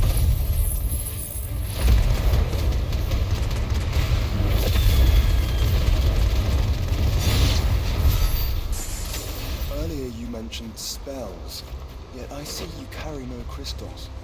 Since when did a bearer ever need crystals? But then, where is your brand? Waiting for me in Sunbreck, if I ever get careless. Then it's in for a long wait.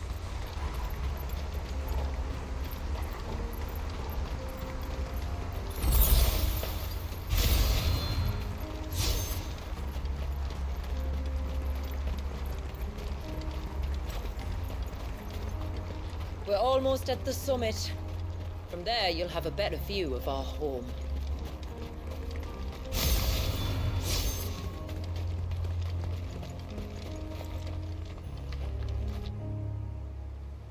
Few have ever set eyes on what I'm about to show you. Just so you know. This is not what I expected. Welcome, my friends, to Mysidia.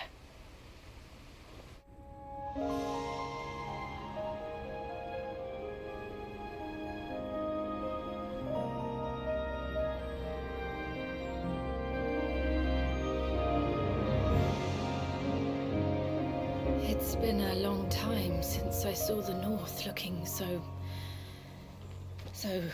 alive. I'm sure you have plenty of questions, but it's been a long journey, and I expect we could all do with a rest. Our humble village is only a short way from here, if you'd care to accompany me. Let's get ourselves in front of a fire, and I'll tell you everything you need to know.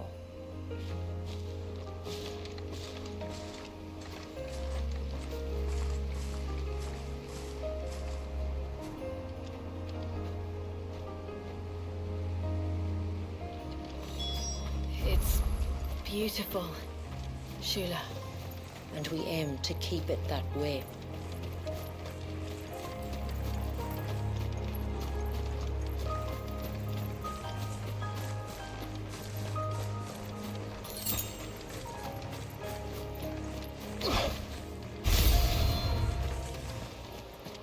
Are those stones glowing? That's one of the cairns which maintain the glamour. Steer well clear.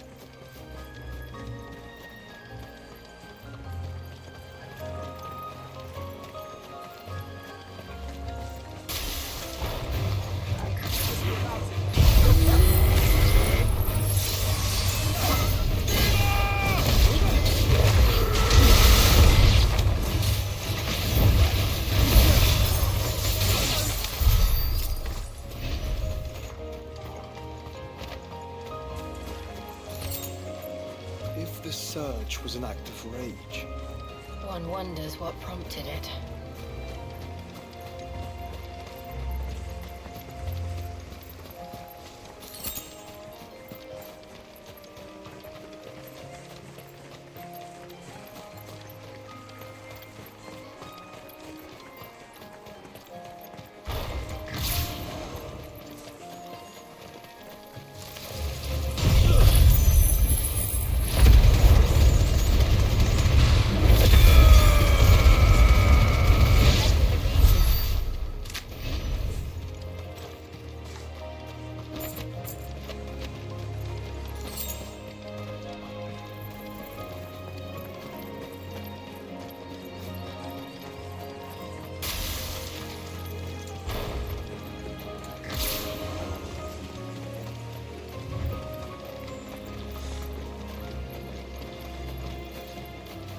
could we not have spared ourselves the mountain crossing by landing further north? In clear view of the bay.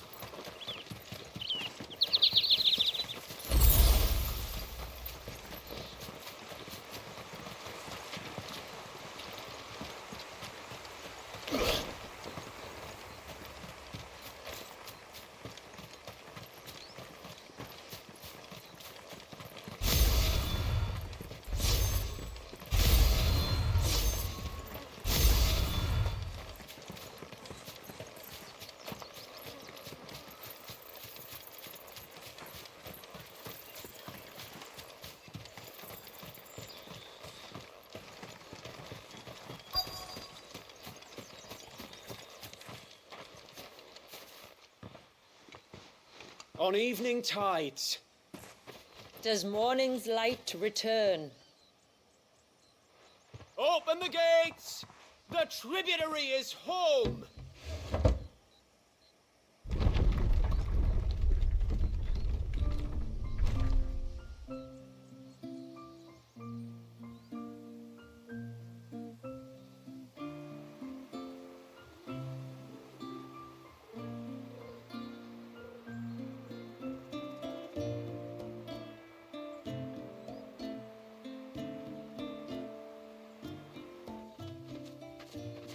Outsiders?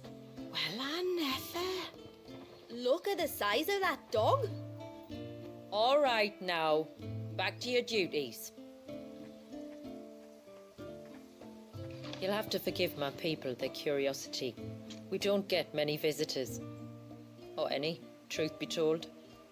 Then we are honored to be the first. This is quite extraordinary. Like stepping into another world. So do you believe me now? You've made it difficult not to, my lady. But how did your people chance to settle here in the north? Unless I am much mistaken, the moats of water long called the coasts of Southern Ash their home. Until Drake's Horn fell and the Blight forced them ever inland, where... We met our doom, along with our dominant. I see you've read the Gregorian Church's account, but perhaps you'd like to hear ours. That building over there is the Witten Hall. It's where my people gather to discuss matters of import. We can speak more inside, once the place is ready to receive you. It shouldn't take long, but you're welcome to explore the village while I see to things. Thank you. We'll do just that.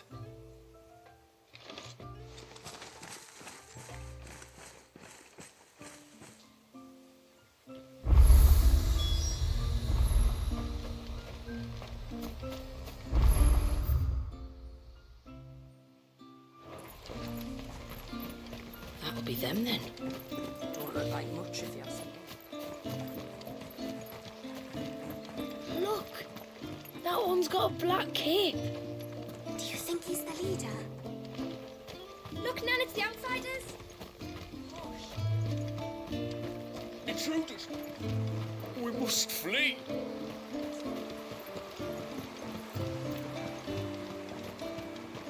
Oh, do you think he baits? Who? The hound?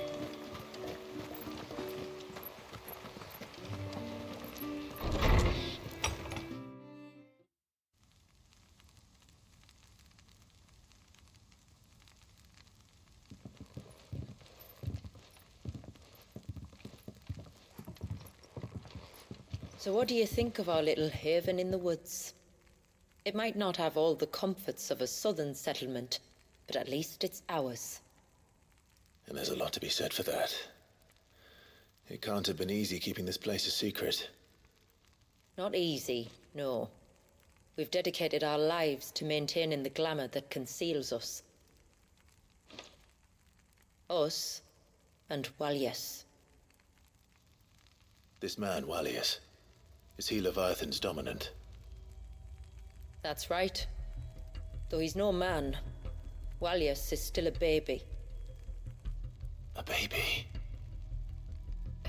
Forgive me, but you said that the Dominant and his icon were bound inside the Surge almost a century ago. That would surely make him older still. It would, if he'd been allowed to age. But the spell robbed the poor bairn of even that. I'm sorry. Walyas was the son of my great-grandfather. Leviathan awoke within him almost immediately, but instead of allowing the lad to live out his life as a valued member of the community, my ancestors sought to put his power to other uses. Sadly for them, the Icons sensed their treachery and summoned a wave so large it would have swallowed the entire village if my ancestors hadn't stopped him. Then it is not the surge that binds the child, but time itself. Yes. Forgive me. I'm still not sure I understand. I'm not surprised. It isn't the easiest thing to explain. Which is why it might be better if I took you to see him. Show you exactly what he has to endure. That is why we came. Then let us be off. There's a road that leads north from the village. It'll take us right into the Surge.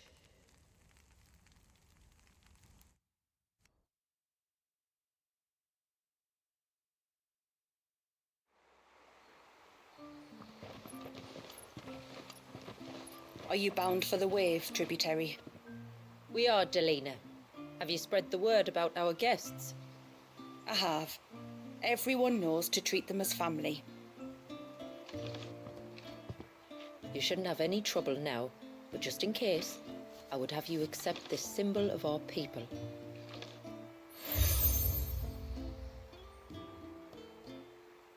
That's very kind.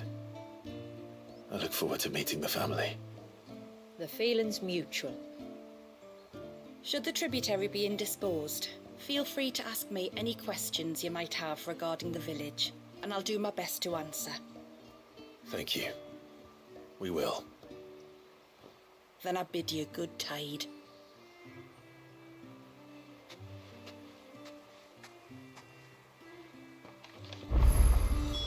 Our storehouse lies across the bridge.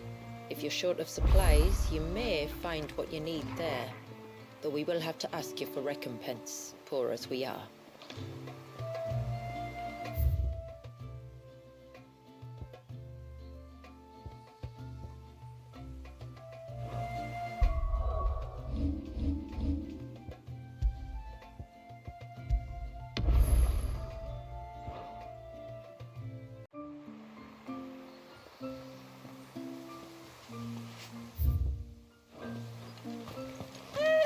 Sid! You are Sid, aren't you? The man the tributary told us about? I wonder if you could help me.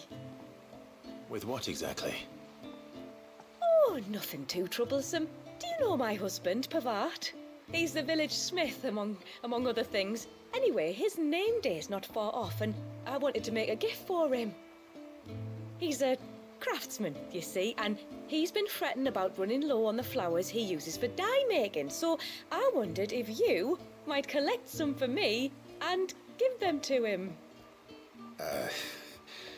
Would this gift not be better coming from you? Perhaps, but it can't, for reasons I can't go into. Please, I know it sounds daft, but I'd be ever so grateful.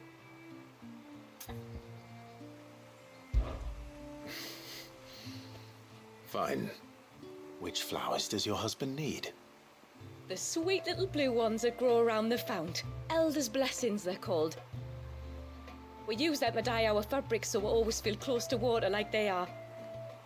You don't need to go to the trouble of picking them yourself, though. Just speak to the field hands and ask them to share their harvest with you. 2 basketfuls should be enough for my husband to be getting on with.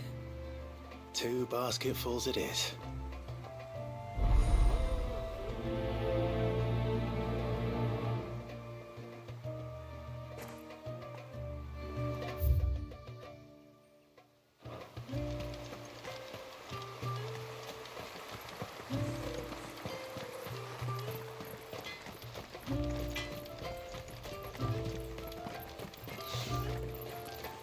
Where in the...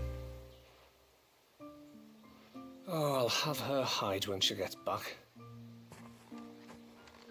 Oh, sorry. I was leagues away. How can I help you? If you're after something from the storehouse, it's actually my wife you'll want to talk to. She will have to charge you for the goods, though. Not that we'd fleece you or anything. It's just, you know, needs must. I understand. Saying that, she might not be able to get anything down for you for a bit. Ah, right. She's got her hands full with the inventory, you see. It should have been my daughter's job, really, but the willful little rills decided to make herself scarce. Ah, the heavens only know where that girl's got to. If you'd like me to keep an eye out for her. Oh, no. I couldn't ask that of an outsider. Could I? You wouldn't mind? Of course not.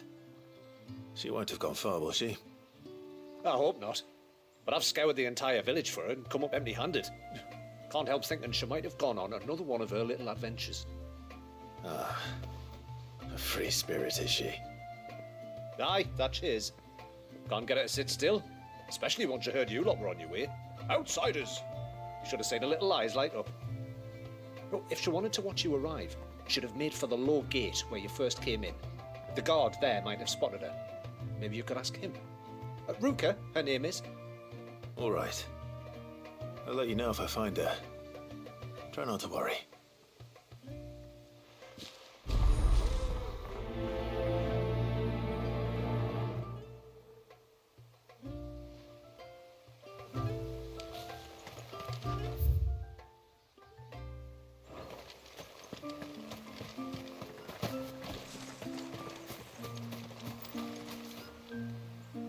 Excuse me. I wonder, might you be able to spare a basket of Elder's blessings? Pavart's wife tasked me with collecting some for her husband, and suggested that I speak to you. Ah. Werda wants you to bless her better half with the fruits of our labour, does she? Go on then. Give the old fool something to squirm about. I'm sorry. Ah, don't worry about it. An old fool Pavart may be, but if you come bearing gifts, he's not fool enough to turn you away. I'm glad to hear it. Thank you.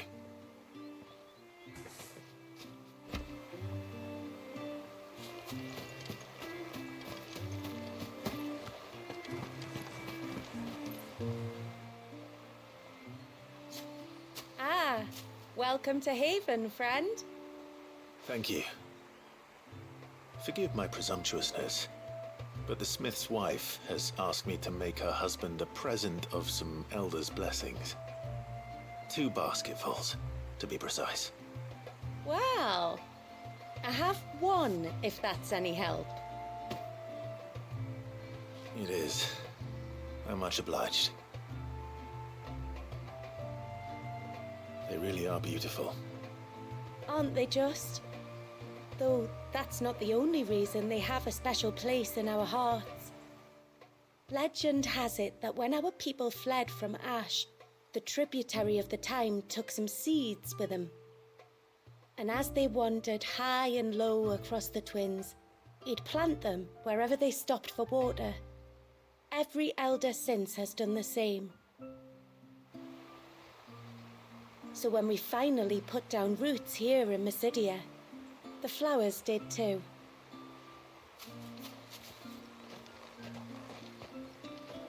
Well, that's 2 basketfuls. Time to visit Pavart.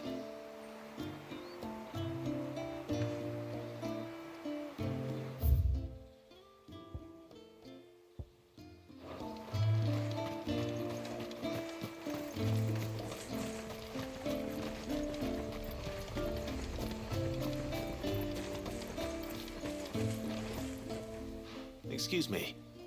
You haven't seen the storekeeper's daughter, have you? Little Ruka? I have, as it happens. She went out through the gate not long ago.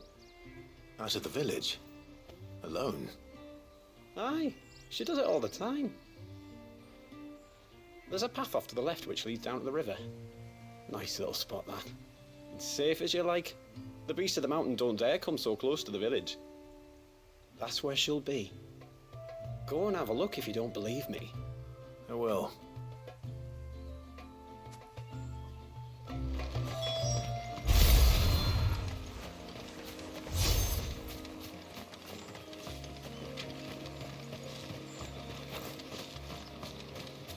This must be the path.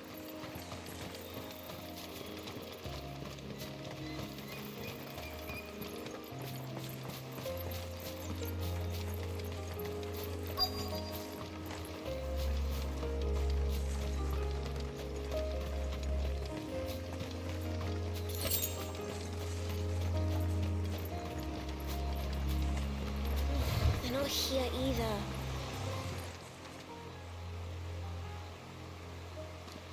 It's you! I've been looking everywhere for you. You must be Ruka. You know my name? Can you lot read minds? Your father asked me to keep an eye out for you. You left without telling him where you were going. He was worried. But I went to look for you. Well, now you found me. What do you say we head back to the village and let your father know you're safe? All right. And on the way home, you can tell me all about the world beyond the wall. I want to know everything. Everything might be a stretch.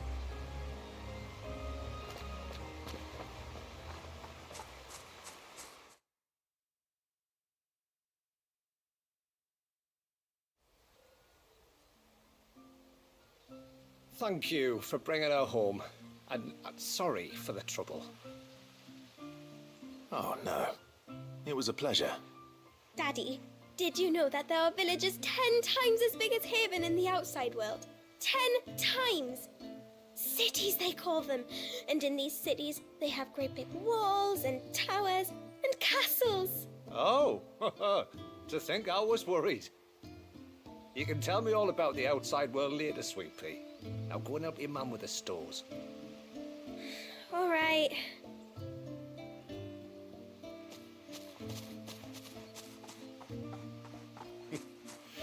Thanks for putting up with her questions. She has a lot of them. One of the big ones being, what are the people beyond the wall like? Reckon you've made a good first impression. Are we the only ones she's ever met? That you are. The rest of the world can't know we're here, so we'll have to be very careful who we're letting in and out. A few of us might make the occasional trip to shore for supplies, but for the most part, we'll make do with what we've got, including what the old Northerners left us. Yes. You built on top of the old ruins, didn't you? Well, they make for fine foundations. Their masons clearly knew what they were doing. That's one thing we don't have to worry about. Oh, it's everything else that's the problem. Medicines, metals for tool making, anything like that. We have to dress up as travelling merchants and make a trip to the outside and pray to every cloud in the heavens that nobody sees through us. Which explains why you need Gil. Aye. And now Rook is back, my wife should be free to assist you with any potential purchases. So please, do make good use of our stores, because we fully intend to make good use of your coin. I'll be sure to keep my purse strings loose.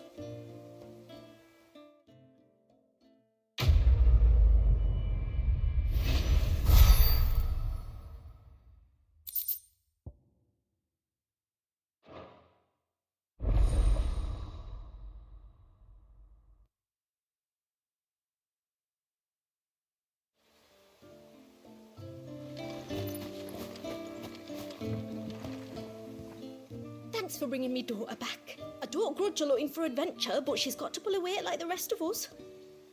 Anyway, now we've got the inventory done, I can attend to my own tasks, like seeing to our visitors' needs. So, was the route you wanted?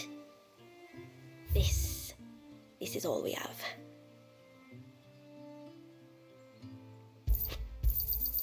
Here you are.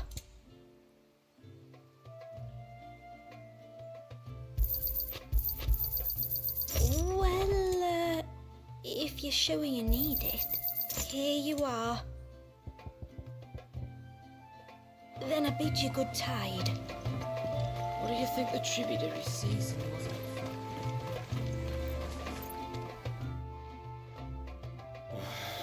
What do you want? Your wife asked me to bring you these flowers.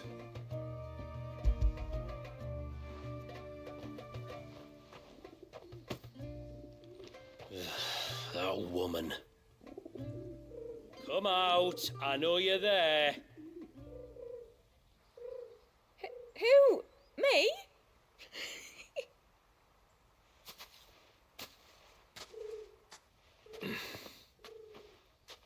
Would either of you care to explain what's going on? I'm sorry. I didn't mean to deceive you. It's just, my husband can be a bit standoffish at times, and I thought this might be a good way for the two of you to get acquainted. What with you being a swordsman like, and him being the only smith in the village. It'd be a shame if you couldn't turn to him for help. The only reason he couldn't turn to me for help is because I had my hands full with all the orders you lot dumped on me. I'm pretty much done with them now, though. But, for the record, The tributary said that we were to lend you outsiders our aid, and that's exactly what I was planning to do. With or without my darling wife's meddling. Still, here we are. Acquainted. So if there's out you need, just bring us the materials, all right? All right. All right then. And tar for the flowers. I was running low. You use them for dyeing, I hear. Aye. Crush the petals and it makes a fine and lasting blue. We use it to stain the cloth for our tunics and pennons. Remind us where we come from, like. As modes of water. Children of the sea. That's right. The pattern too was left by our ancestors. The Ceaseless Rill, it's called. It symbolizes the river of our tribe, with the strength of Leviathan running through it. And no matter how that river has ebbed and flowed, changed its course, the flowers have always been with us, growing on our banks. I shall get back to work. If you need something crafting, let me know. Oh well. It was a pleasure to meet you. Wasn't it just?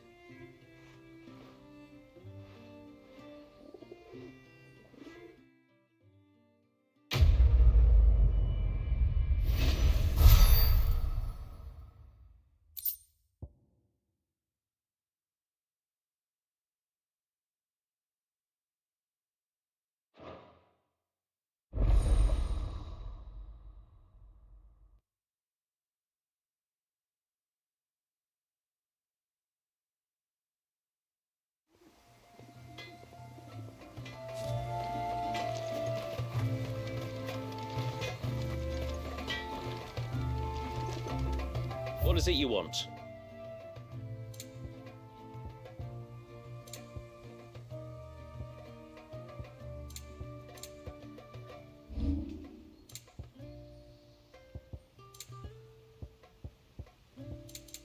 Till next time, then.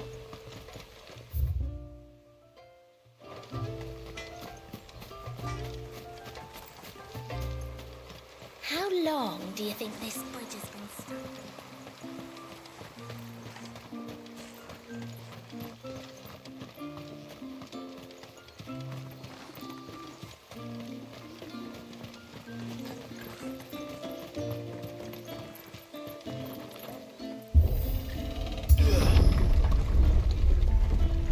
There's a pair of ships just up ahead.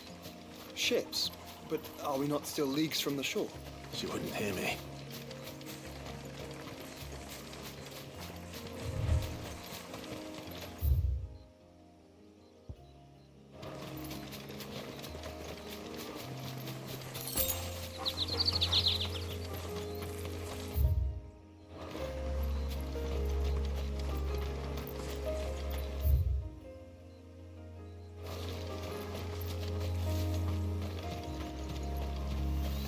The quickest route to the surge is due east, past the second galley. Shula, how did these ships come to be here?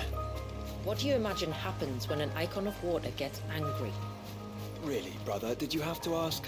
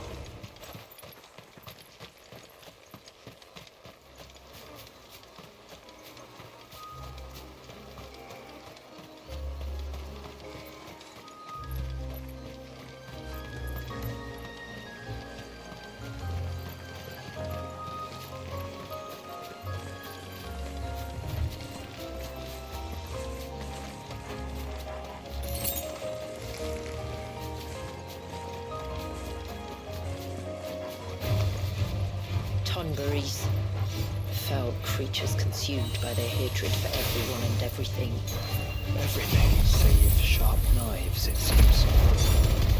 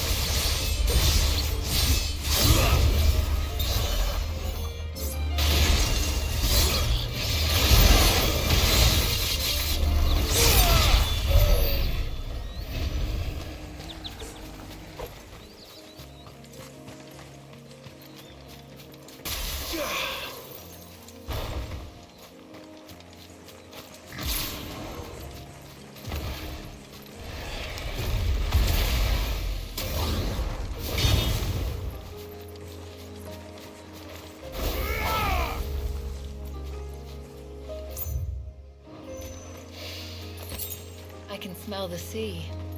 It's not far now.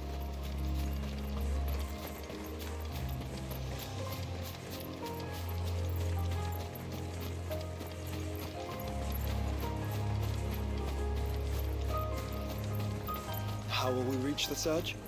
We'll follow the coastline north. There's a bridge that'll take us across to the cape.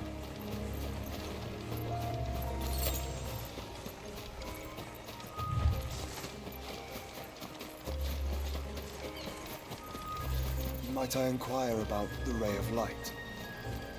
It's what prevents the surge from being reclaimed by the sea. And Dwalius by his people.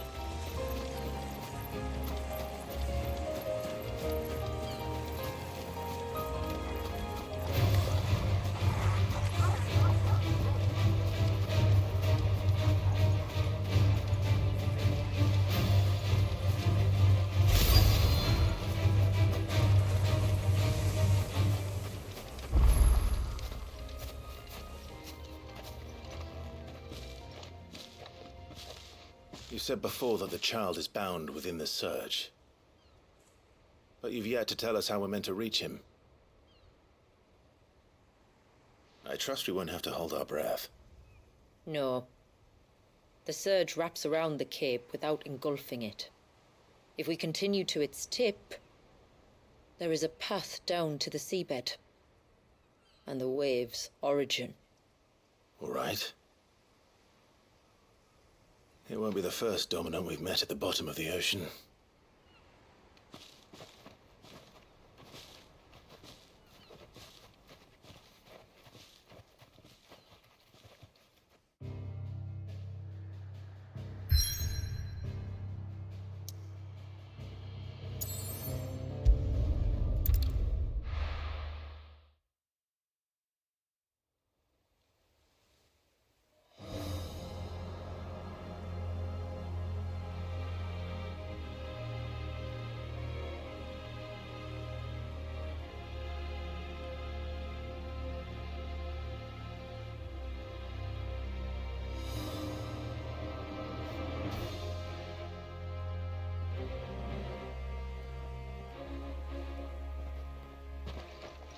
It's not much further now.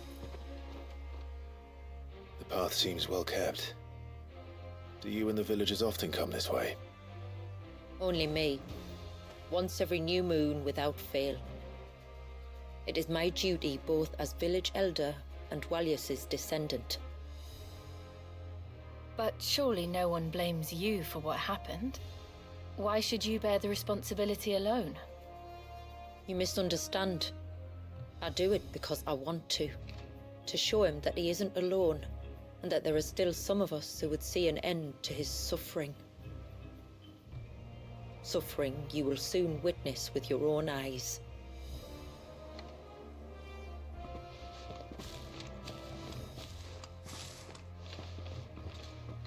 The forest grows quickly here.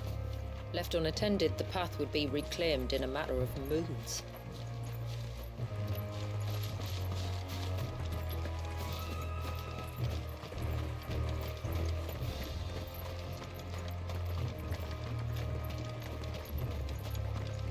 Does the light point the way to the child?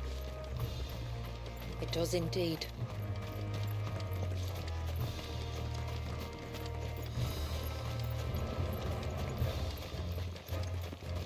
Look at all the droplets of water suspended in midair. Where they have remained untouched by time for 80 summers. It's not right. No, it's not.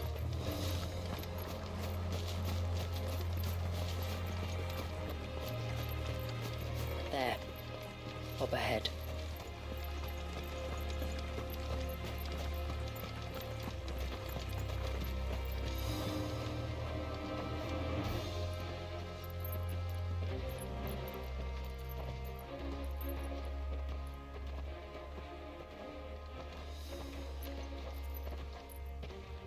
Down in the center.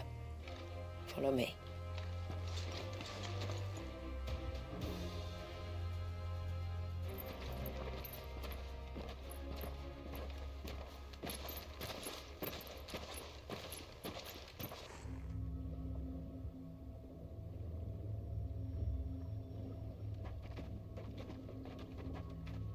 He's still primed.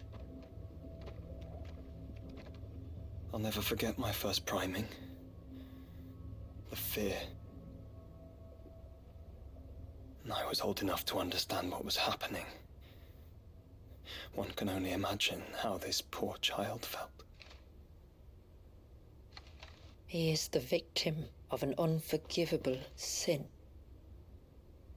Committed by people who saw him as nothing but a means to an end.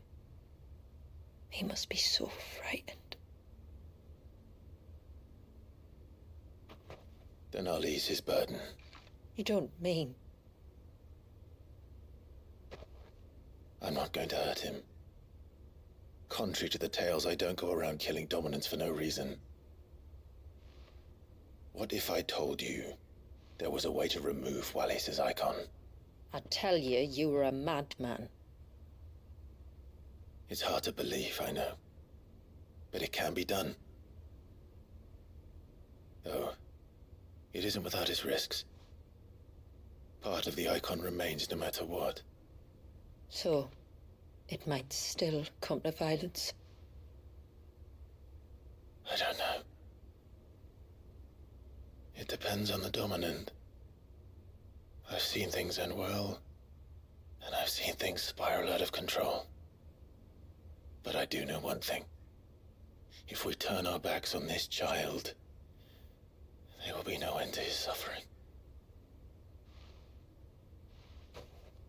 And I think that a worse fate than the alternative. Don't you?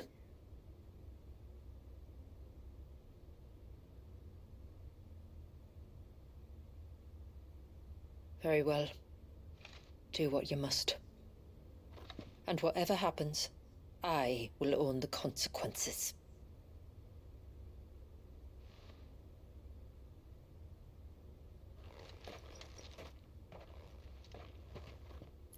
Don't be afraid, little one. Let me bear the weight.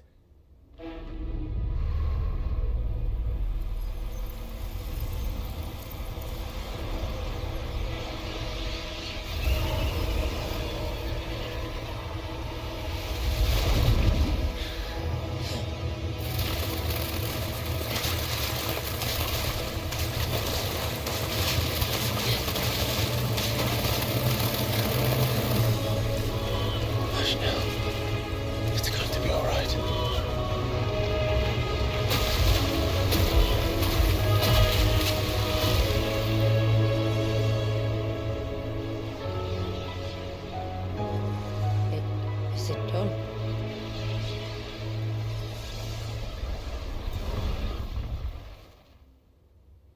I think so.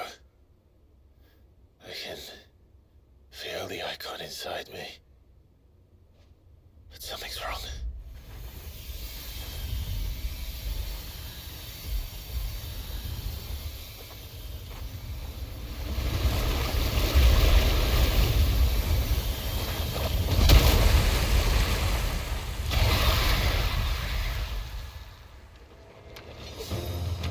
He wasn't just afraid. He was angry. All right. Let's see what you've given me.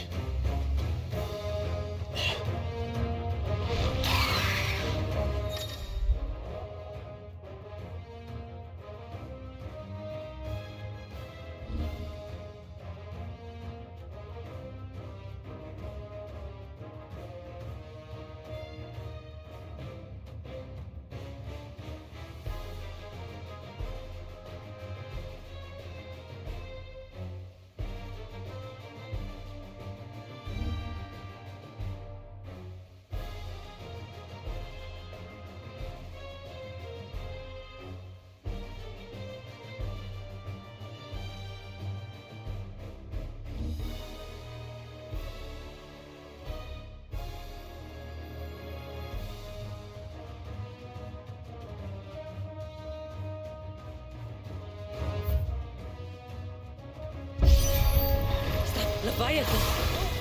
No, just an eggy. But a formidable adversary nonetheless.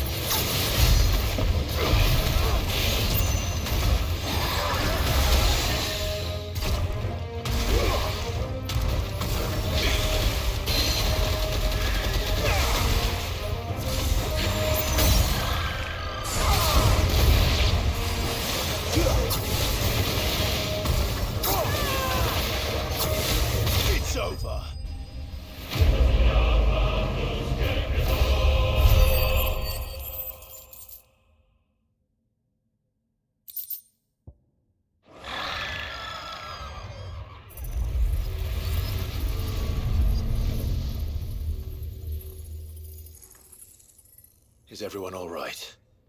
He seems calmer now. You said Walius was frozen in time. But he knew we were here. How? I don't know. He's never reacted to anything or anyone. Until now. The child has been bound for nigh on a century. If he has been conscious from the first, we must remove the seal at once. It's not that simple. I wish it were, but... there's more to this tale. It would be better if I explained back at the village. I see. Then let's return before it gets dark.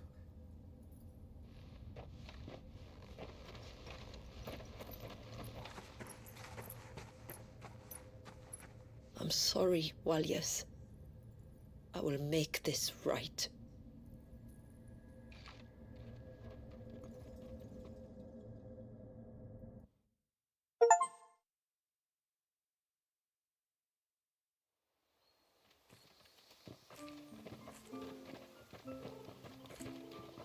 So, part of Leviathan is inside you now, is it? Does it hurt? No. Not anymore, anyway. Good. because I still have need of your strength. If you want to know the rest, we should head to the Witten Hall. Of course.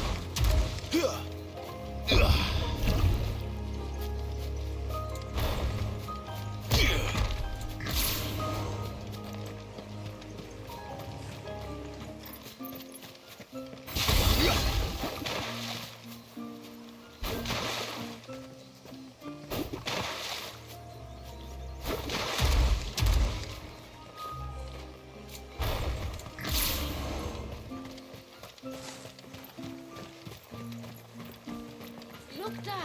The tree's back!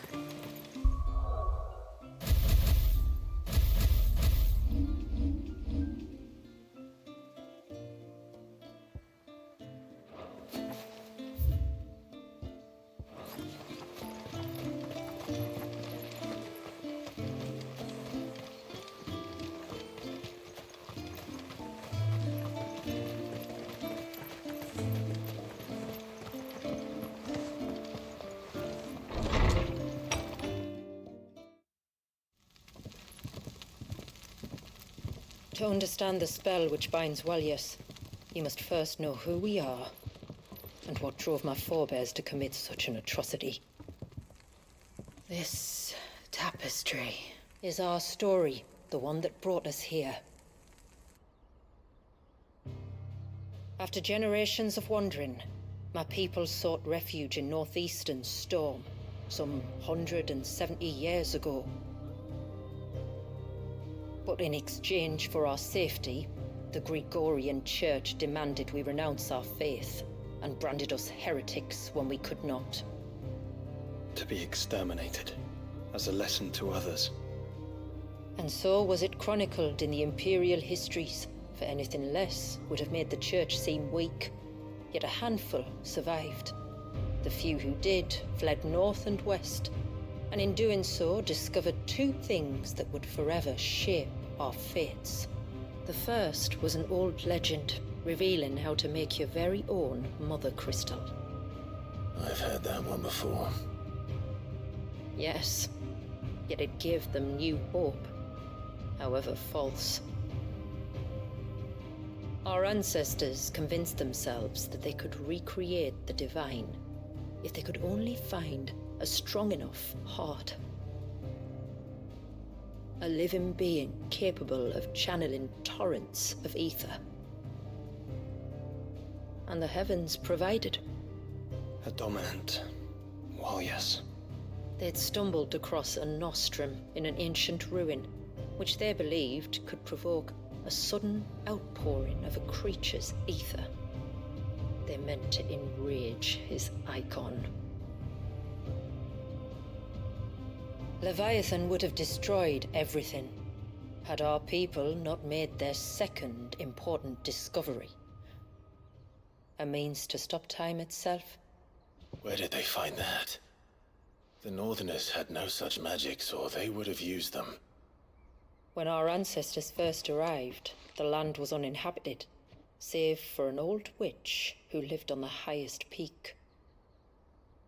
Her body had been consumed by the curse, a cruel payment for her long years of service to the Northern Thanes. So desperate were they to prevent the fall of Drake's Eye, they'd forced her to devise a spell to stop time.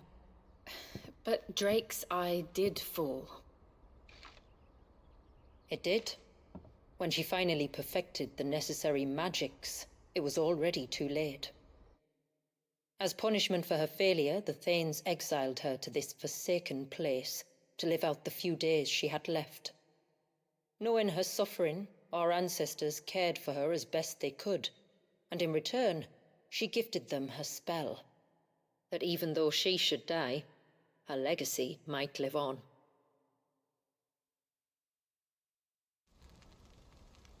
So armed with both the knowledge of the ancients and the secrets of time, our ancestors settled upon an ambitious plan.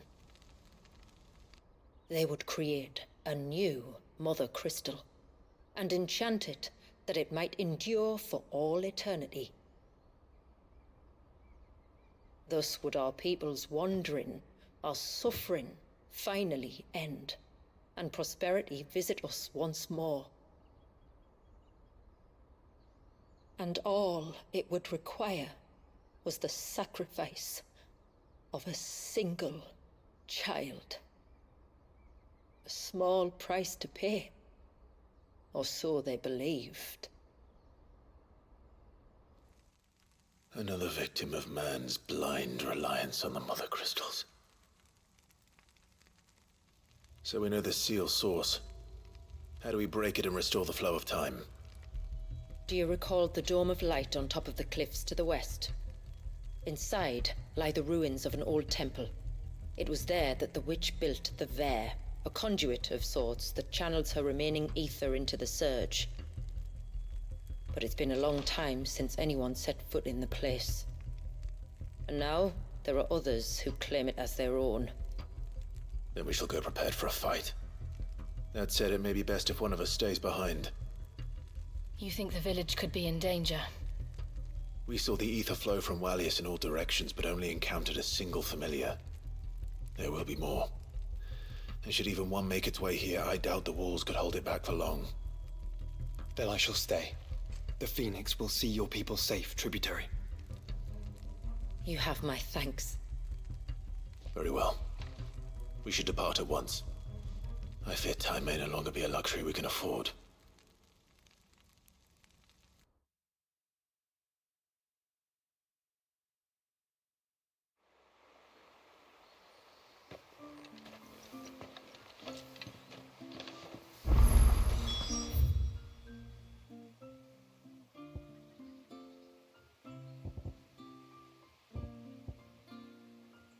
The Vare is not easy to find. We must first head north, and then west, deeper into the forest. My lord, may I speak with you a moment? There is a matter with which I would beg your aid. Of course, what is it? Please, not so loud. Something serious, then? Yes. I think we might have company. I was passing by the low gate when I saw a figure moving among the trees up on the cloak. At first I thought it must have been you or your brother, so I didn't say anything, but the more I think about it, the more certain I am that the figure looked familiar. And you're sure it wasn't one of the other villagers? Positive. I think it was someone from outside the wall who has found his way inside. Of course, it could just be my imagination playing tricks on me. I only caught a fleeting glimpse, and it might have been you or your brother. But if it is who I think it is, we cannot allow him to leave now that he knows we're here. Would you go and see? Oh, he won't try to hurt you, believe me. Given what lurks in the forest, the only one likely to get hurt is him. Very well. Whether the man you saw is who you believe him to be or not, we need to know. It may yet be someone else entirely. Someone who means your people, or my people, harm. Perhaps. Just promise me that if you do find someone up there... Don't worry. I won't draw my sword unless I need to. Thank you. Yamila, this man you saw, might he be the customer you told me of? I fear so. The customer? I'll explain later. Come on.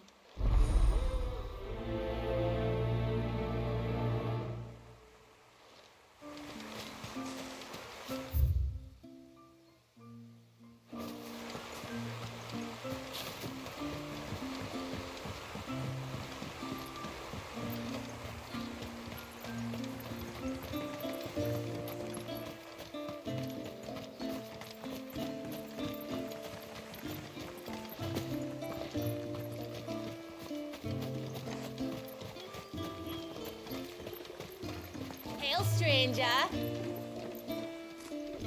Are you a rider by any chance? I am. What gave me away? Oh, I can smell it on you. The scent of the stables. And not just any stables. Something tells me you've never been one to ride half-starved birds with chine gall and wet beak. If I had a guess, I'd say your bird eats only the finest greens and has her feathers groomed twice a day with a curl hairbrush. Nothing but the best for my ambrosia. Ambrosia, eh? Pretty name. What's she like? Well, she's tall and strong. And her feathers are as white as snow. You're joking. You've got a white chocobo. I have, yes. I suppose they are rather rare. This I've got to see. Can you bring her here? I would if I could, but I doubt Shula's skiff could hold her. Me dad's got a boat. And he's ferried chocobos before. You could get him to bring her. It'd be perfect timing and all. He's preparing for a trip beyond the wall as we speak. I'm sure he'd help you if you asked. He would. Well, I don't suppose it would hurt to have Ambrosia around. All right then. Where could I find your father? He'll be in the storehouse on the other side of the brook. Tell him Manda sent you.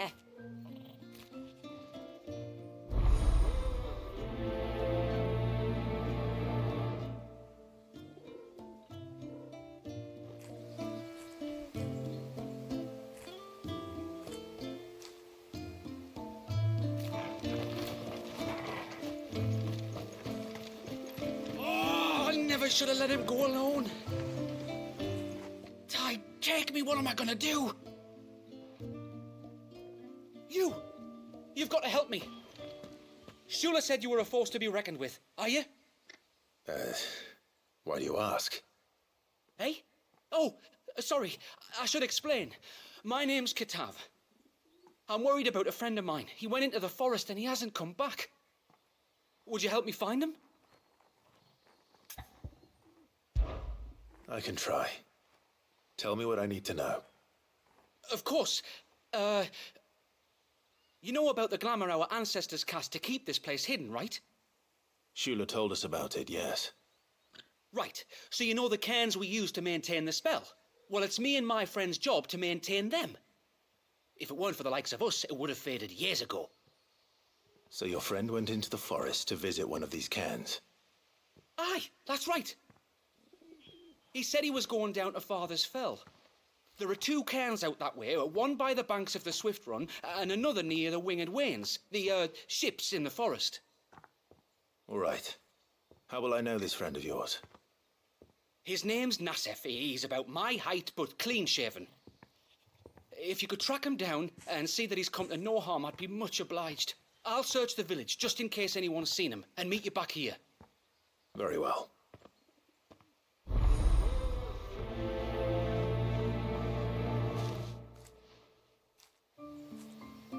One cairn by the ships, another by the river.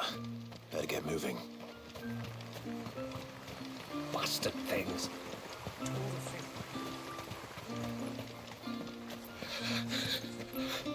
can't go on like this. Just try to breathe. That's it. Is everything all right? Ah, you're the outsider. I'm Fannet, healer by trade. And this is Talor, one of my patients. He took ill not long after you arrived. Nothing too serious, I hope. I hope so too, But? This affliction, it's like nothing I've ever seen before. He complains of feeling chilled to the bone, but there's no fever to go with it. And my most powerful antalgic hasn't done a thing to ease the pain in his chest. I'm starting to wonder if his condition might require a different kind of treatment altogether. Shula said that you were here to help us. You couldn't help me, could you? I'd be happy to. If I can. You can, don't worry. All I need you to do is speak to Talor's son, Pavat, over at the forge, and ask if he knows what his father was up to before he came down sick. Something must have caused this, and I want to find out what. The trouble is, Talor's too weak to speak, and I can't leave his side for long. So while you talk to Pavat, I'll pay his wife word a quick visit, just in case she knows anything. All right.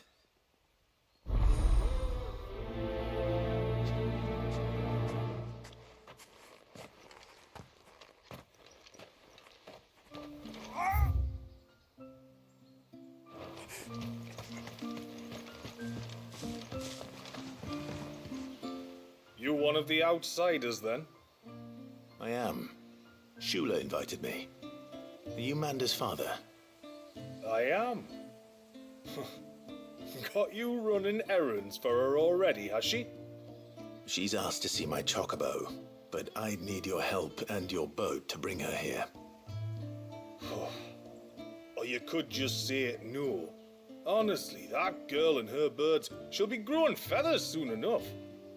Well, truth be told, I didn't take the idea seriously at first. But thinking about it, it would make it easier to get around if I had Ambrosia here. Can you help? Well, if you're sure that's what you want. The tributary says we're to treat you lot as we would each other. So, if you need me to ferry your bird over, then that's what I'll do. Still, they don't take the water easily. I'll need you to bring us a mimic gourd or two to keep her calm on the journey over. And where would I find one of those? Oh, don't ask me. It's been years since I last brought a chocobo across the bay, and I'm told the world's changed a fair bit since then. Where do you usually get your stable supplies from? Well, the man who made Ambrosia's tack lived in Martha's Rest, and if I remember correctly, he traded in chocobo feed too. So I suppose I'll go and ask him. I'll be sailing over to Northreach soon to pick up some supplies. While I do that, you collect your bird and your gourd, and then meet me by the shore. Just don't take too long, all right?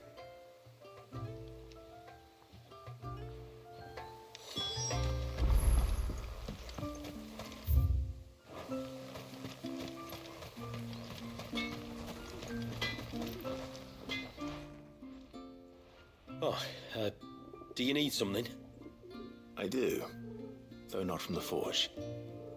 Fannet asked me to speak with you. She's looking into the cause of your father's illness and wondered if you could shed any light on the matter. I see. Sorry.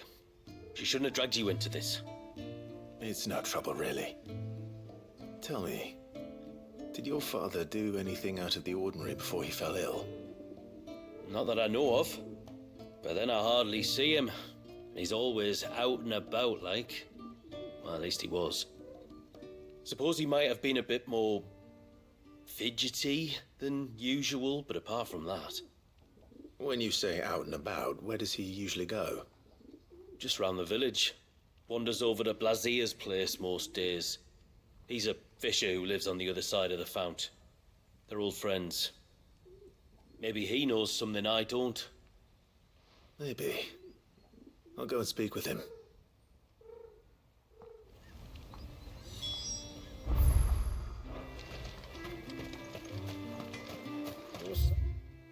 The child. She showed them the search.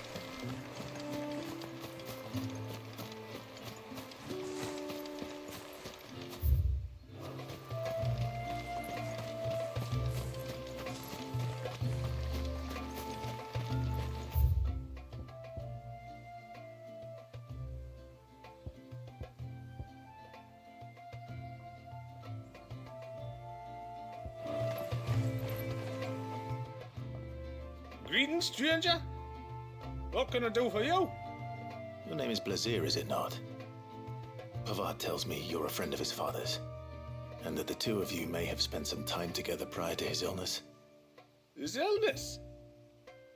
Talor's never been ill a day in his life.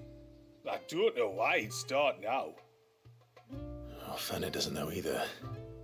It was she who asked me to look into his recent behavior on the off chance it might explain how his condition arose. Oh, I suppose there was something that struck me as a bit odd. He kept asking about the woods. Did you see anything strange on your way back from the shore? Are you certain? Do you swear? That kind of thing. I didn't, of course.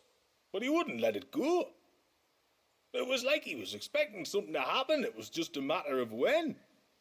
Not that I know what, but he never told me anyway. Well, that certainly does sound unusual. And it might just be what Fannet is looking for. Thank you. Ah, don't mention it. Oh, and when you say Talor, wish him the best from me, eh? Let's see what the healer makes of this.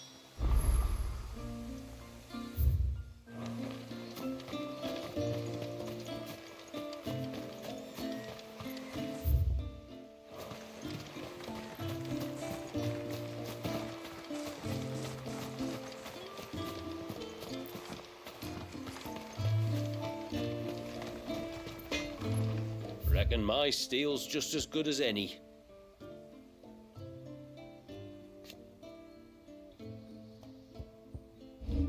Till next time, then. Yes? There. Till next time, then.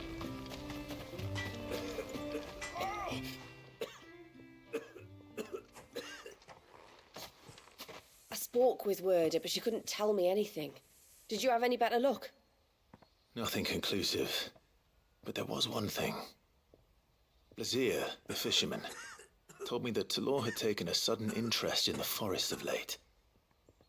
He kept asking him if he'd seen anything unusual there on his way back from the coast, but never let on what exactly he was expecting him to have seen.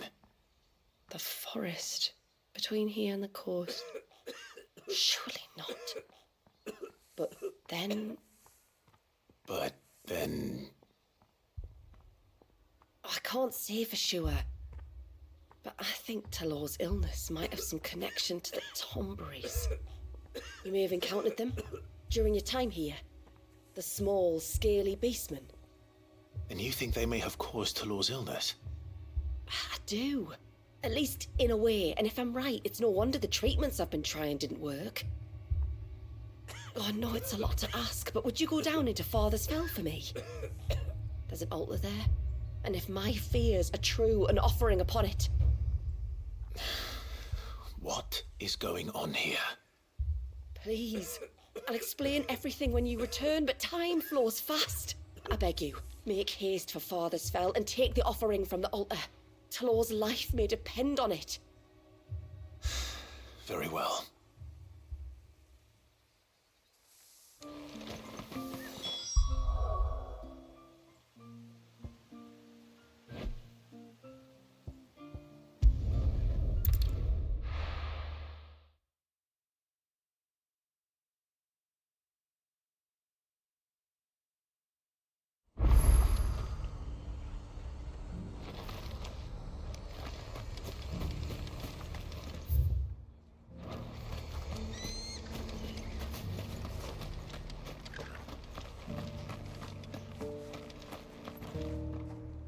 I remember you. You're the one who saved Whiteheart. How's the old girl doing? She's very well. Thank you. Oh, don't thank me. You're the one who saved her. Anyway, what brings you to the rest today? I was hoping to purchase a Mimit gourd. And I thought you might be able to tell me where I could find one. Oh, reckon I could do better than that. Just so happens, I've got a whole carload of the blasted things. Not a buyer in sight. Really? Aye, you'd be doing me a favor taking a few off my hands before they turn to mush. But just be on the lookout for wild birds, eh? Don't want them chasing after you like they did me. I will. And thank you. Oh, you're very welcome. Any friend of Whiteheart is a friend of mine. And in times like these, friends have got to stick together. We certainly do. Northreach, then. Wouldn't want to keep Mander's father waiting.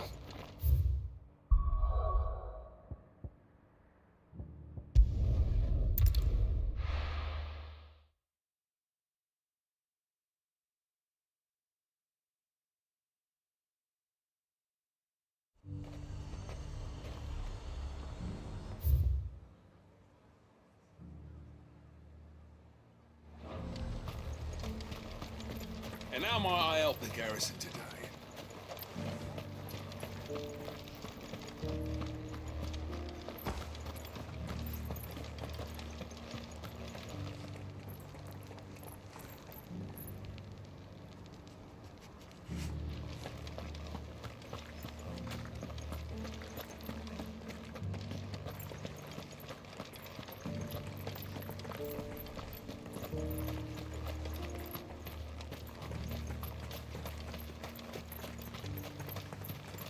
Those things didn't fight like men.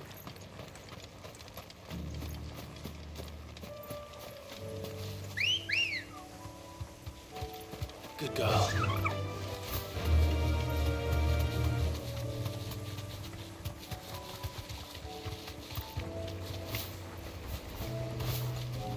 Straight home now. Ah, there you are.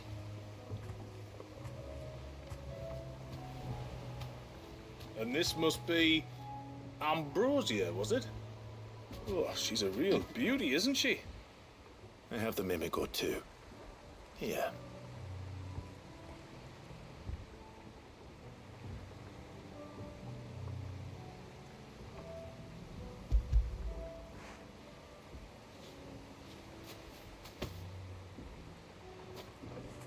Thank you kindly. Soon as she's gobbled this up, we'll set sail. We're going to take a little trip across the bay now, Ambrosia. Don't worry. You'll be all right.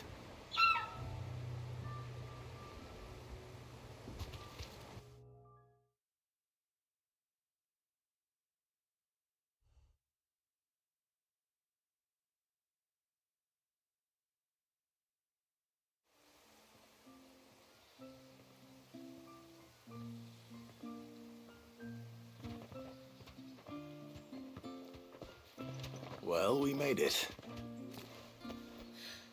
You didn't all? She is as white as snow. You're beautiful, aren't you, girl? Brave, too. She was calm as you like on the journey over. The mimic gourd will have played its part, of course, but passing through the walls is enough to spook most birds even then. Not this one, though. Ambrosia's been through a lot. I doubt there's much that could unnerve her now. Not with a beloved master by her side. No. It's you who looks after me, isn't it, girl? Anyway, thanks for bringing her here. I hope I can breed a bird like her someday. And if you and Ambrosia need ferrying back to Northreach, you only need say the word. Thank you. But I think we might explore Mysidia together. What do you say, Ambrosia?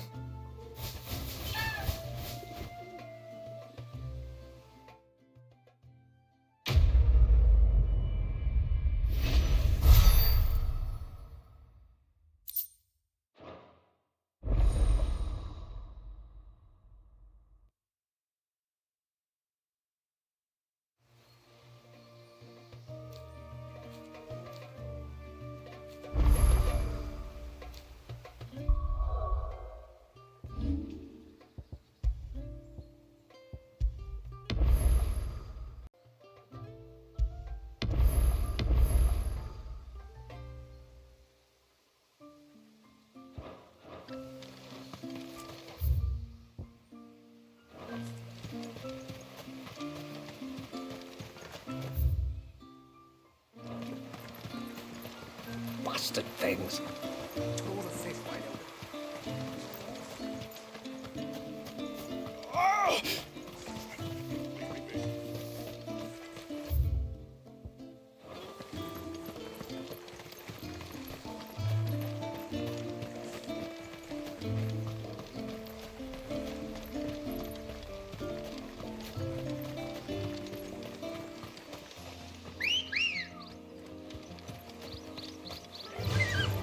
Run like the wind.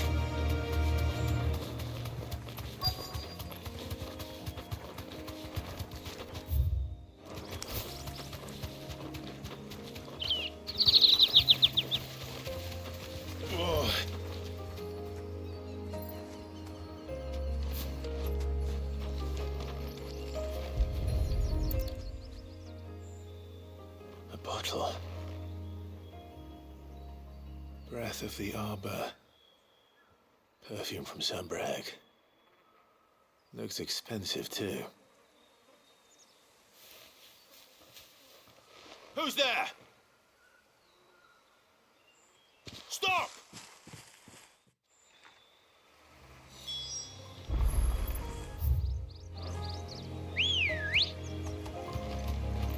Come on.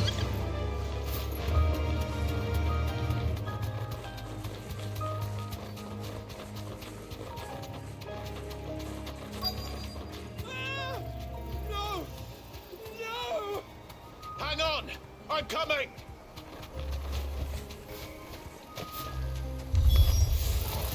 Don't eat me! I'll give you gut rot, I swear!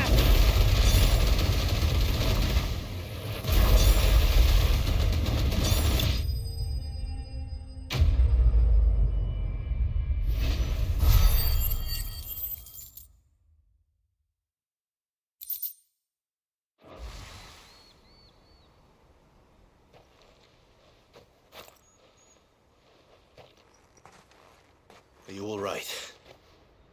I'm more than all right. I'm saved! Oh, I could kiss you!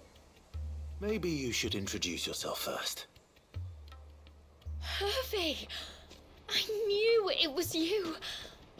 What are you doing here? I came to see you. Oh, my little canary, it's been so long. Thank you for saving him and sparing him. Who is he? Hervey, one of many clients from my employment beyond the wall. One of many clients? We spoke every night of our plans together, whispered songs of love into each other's ears. And then you upped and vanished without so much as a word. I left you a note, didn't I? I told you I was sorry, but that we could never be together. That I could never abandon my family. And I told you not to look for me. How did you even find this place, anyway? The flame of your love was as a beacon in the night that guided me to you. Hervey.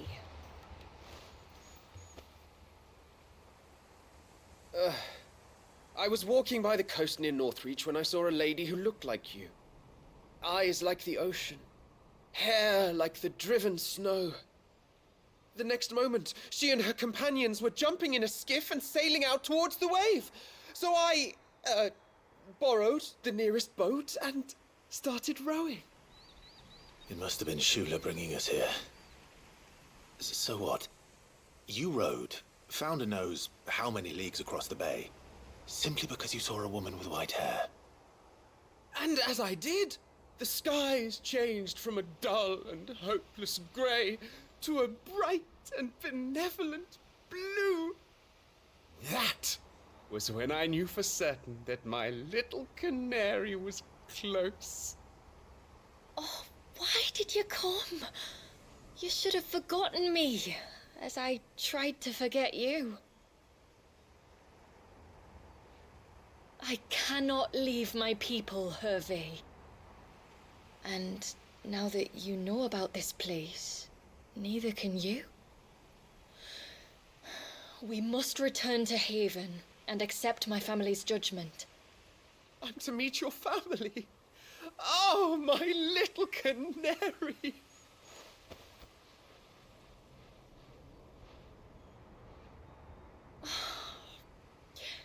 Please, come and see me later. You did as I asked, and you must be rewarded for it. But first, follow me, Hervey. To the end of the world and beyond.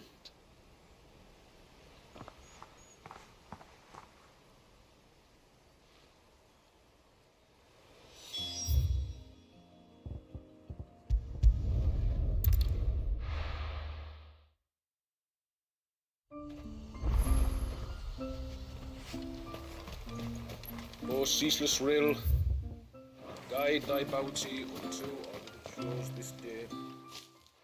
Forgive me. There's nothing to forgive. You two met at the Vale, I take it. When I worked there, yes. To earn the coin that my people need to survive. Though Mysidia is our sanctuary, there are certain necessities that it cannot provide. And for that reason, some of us seek employment beyond the wall. Yet few are the opportunities for followers of a strange faith in a strange land. And so you supported your family as best you could? I did, and I have never regretted it for a moment. I found a second family in the Vale, and in the Dame, a second mother. I also found Hervey. But our love could never be. I knew that if I revealed my secret to him, I would be putting my people in danger. But that if I did not, I would be living a lie, unable to return home. What will happen to him now? Since our people settled in Mysidia, uninvited visitors have been few and far between, but not unknown. Explorers, survivors of shipwrecks, none lasted long. I see. That was before my time, you understand. I've never had to make a decision like this before. Ymila, know that I do not blame you for any of this. It was me who decided to make the trip to shore. Me who exposed our secret. This was my mistake, and I shall bear the responsibility. Thank you, tributary. I only beg you to remember that Hervey means us no ill will. He's just a fool who loves me. I will take that into consideration. But yours is not the only voice I must listen to. The whole family must be consulted, and it may take time for me to arrive at my decision. I hope you understand. Of course, tributary. However long it takes. Come what may, I thank you, my lord, for bringing us back together.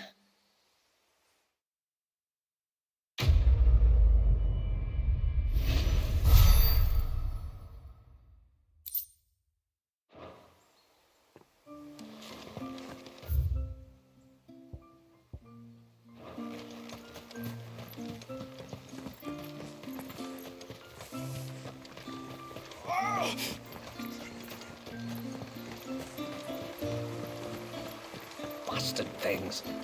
Tore the fish wide open.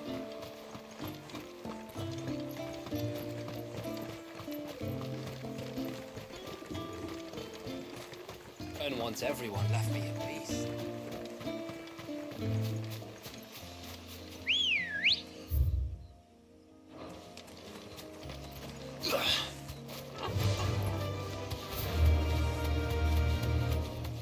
Before we turned east at the shipwrecks to reach the coast. Now we must head in the opposite direction. Left it is then.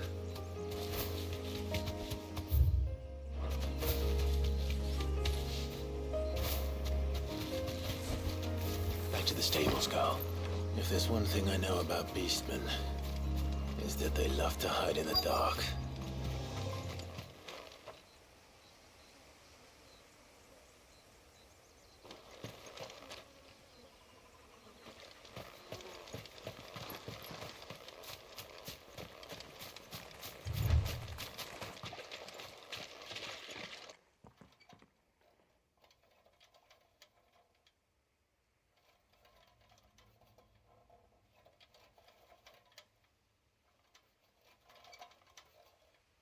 What are they up to?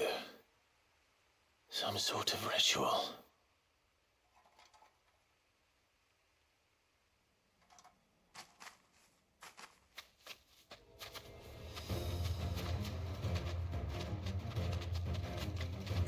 Sorry to disturb you.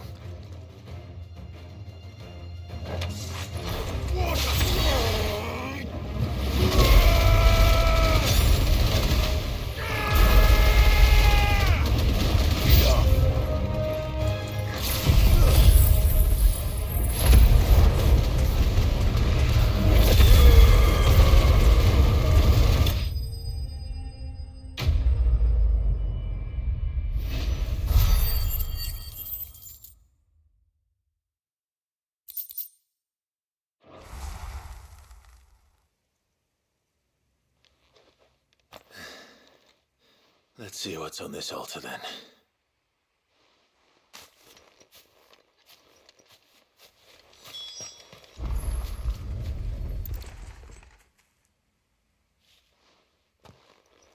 A silver chain. I doubt the Tombrys made it. This must be what Fannet was talking about.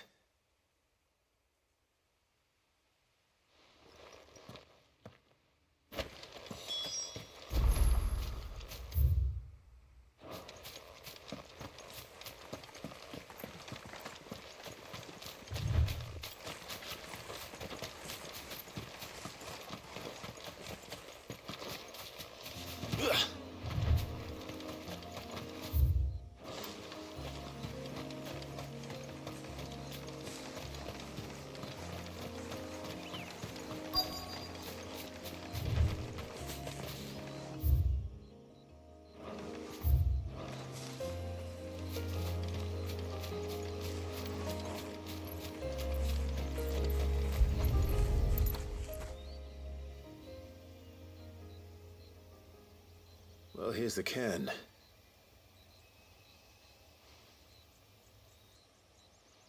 But no sign of Nasef. To the riverbank, then.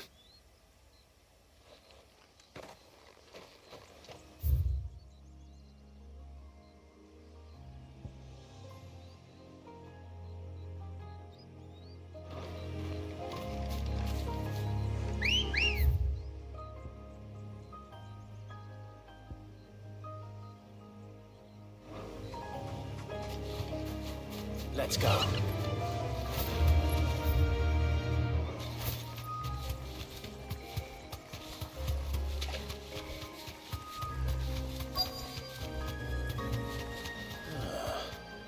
Who have we here?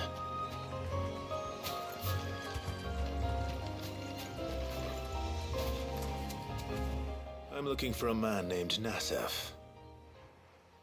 Aye, I know him.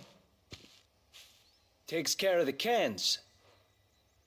Wait, you didn't think I was him, did you? Sorry, mate, I'm just out to gym myself a few ibexes. What do you want with the lad, anyway? His friend, Katav, asked me to look for him. Apparently he ventured out to work on one of these cairns and didn't return. Well, that is a worry. You're a hunter, yes? You must know the woods as well as anyone. Can you think where he might have gone? There's a bridge further down the path. Blasted thing got washed away a few moons back. Our carpenter only recently had time to rebuild it. But if I remember rightly, there is another cairn on the far side.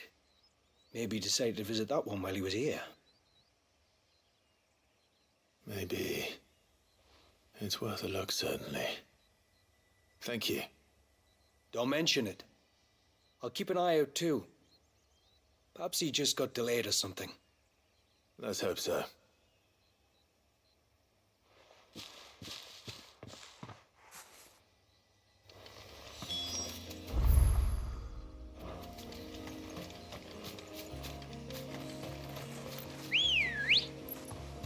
Good girl.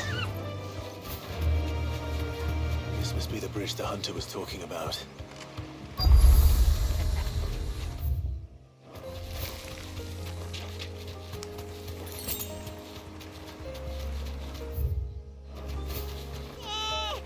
Stay away, damn you! Hold on!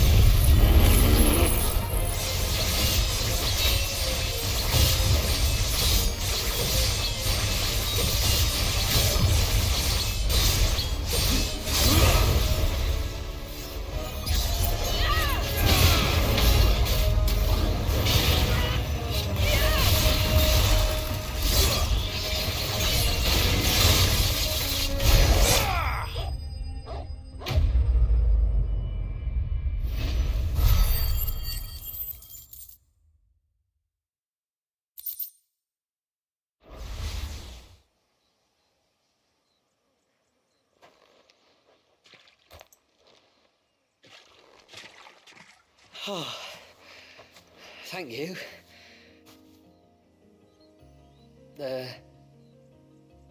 I'm the tributary's guest.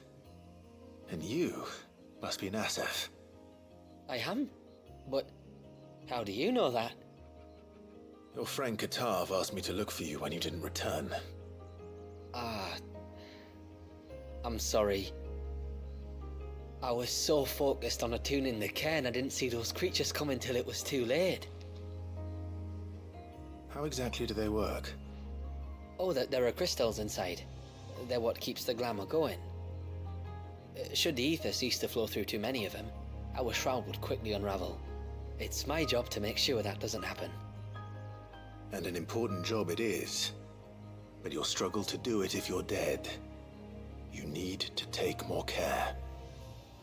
Yeah, no arguments there. The truth is, me and Katav usually work together, watching each other's backs like. But when we heard outsiders were coming, we split up to get the job done faster, so things would be perfect for your arrival. Stupid, I know. So you found him then? Not before the local fauna did.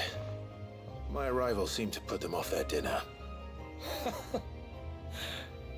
Mustn't have been hungry after all. Expect you'll be wanting someone to escort you back to the village then, Nassef. Woods are full of nasties today.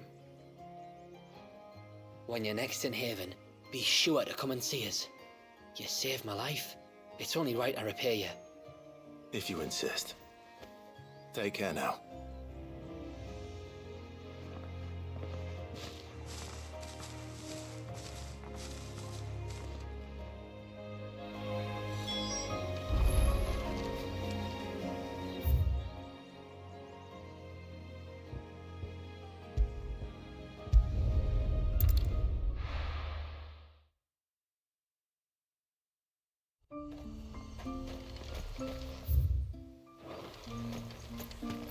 Oh, ceaseless rill, guide.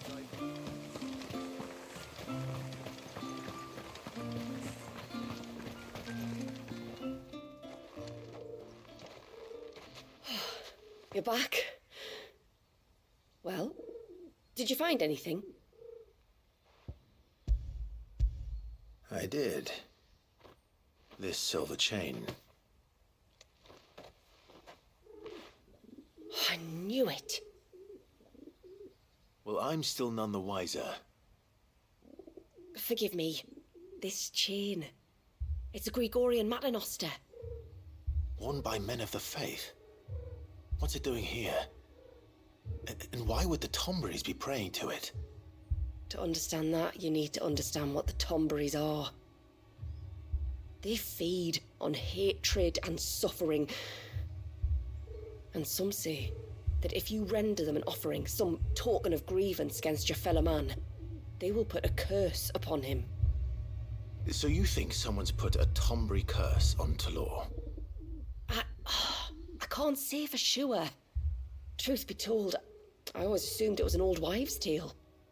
But given his fear of the forest and the presence of the chain on the altar, I don't know what else to think. Does Talor have any enemies in the village? Anyone who would nurse such a grudge?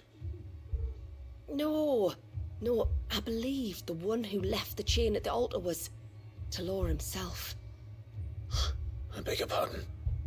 But there's more to the tale, you see. It's said that if you attempt to curse a soul that has returned to the sea already, your ire has nowhere to go but back to its source. You're saying he cursed himself? In trying to curse another, aye. When my father was younger, he was one of the few permitted to venture beyond the wall on trading expeditions. He told us that when he journeyed to Sanbreque, he'd wear that chain to disguise his true beliefs, lest Griega's faithful turn their cudgels on him. Did they ever catch him in his deception? Might that explain the ill will he bears someone? Not that he ever told me. Come now, let's not waste time speculating about Talor's past. We need to focus on the present, and that means finding a way to break the curse. All right. If there's anything I can do to help, let me know. Thank you. I shall. Aye, and thanks for going to all this trouble. Here, it's not much, but I want you to have this. We call it an adder stone. It's a gatherer's charm. Reacts to certain rare minerals we use in crafting. Makes them ring out like a bell, stuff you'd have no chance of spotting otherwise. If you find anything, see that you bring it back to me. I can make you some decent gear with it. If you're interested, like. I am, thank you. And I'll be sure to pay you a visit. Until then, I wish your father a swift recovery.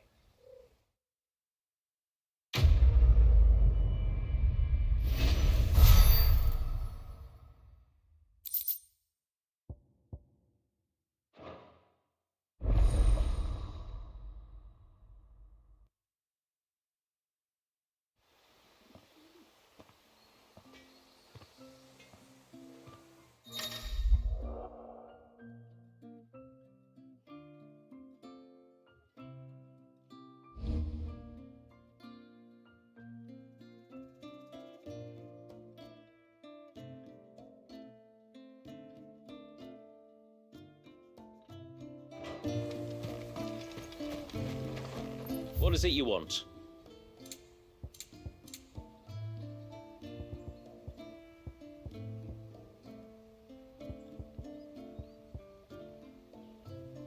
A good tide to you.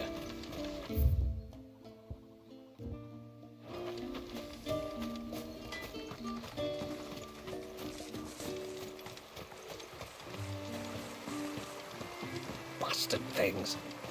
All the fish right. I thought I'd lost you, but you saw. Thank you. Nasev told me everything. If you hadn't got there when you did. Oh, it doesn't bear thinking about. All that matters is that you're safe.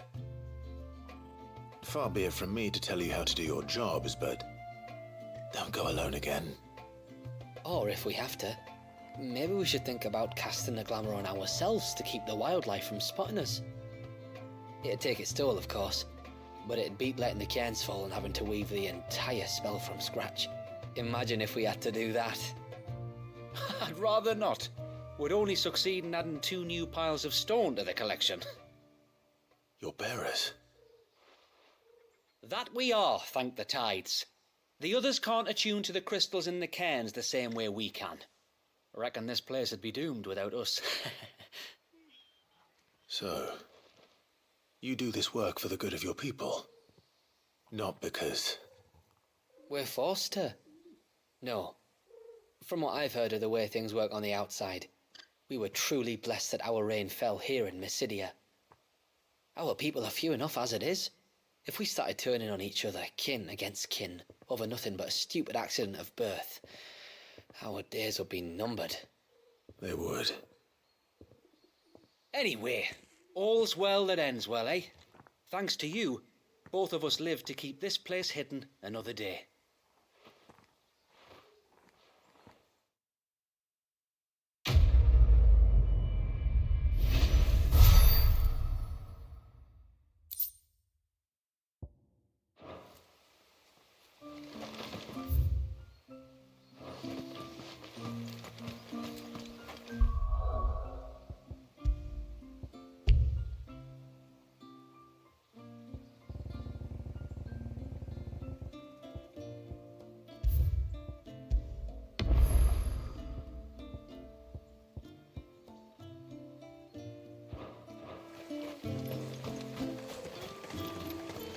And once everyone left me in peace.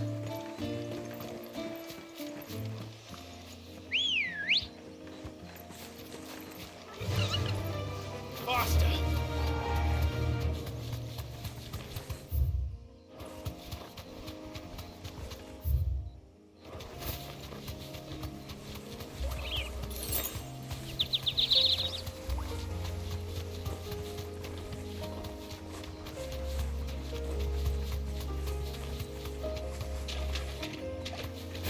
There's a large gate up ahead, and beyond it, a cluster of ancient ruins. The temple, or the Heir of Hours, as my people call it, can only be reached by passing through them. Time to fight. The forest is crawling with life, most of it hungry, which is why we make sure this gate stays shut. And why you carry that impressive-looking axe, I presume. Noticed her, have you?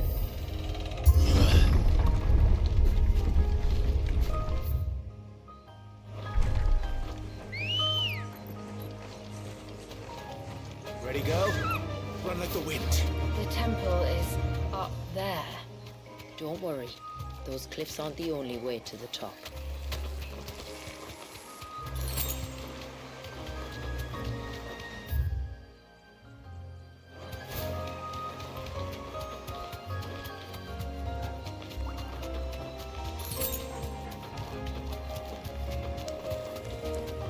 Are these the ruins? Yes. As far as we can tell, they're part of the same complex as the temple itself. To think of all the people who must once have lived here.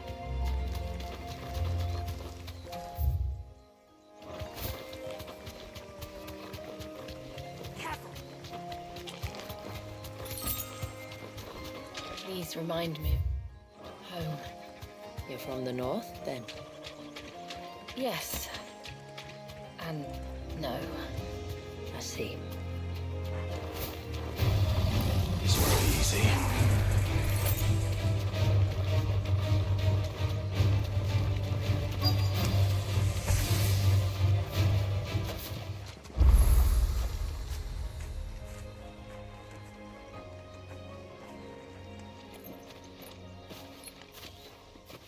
Do you see that cave up ahead? Whoever lived here carved a flight of stairs into the stone within. A way to the top. And whatever it is that awaits us there.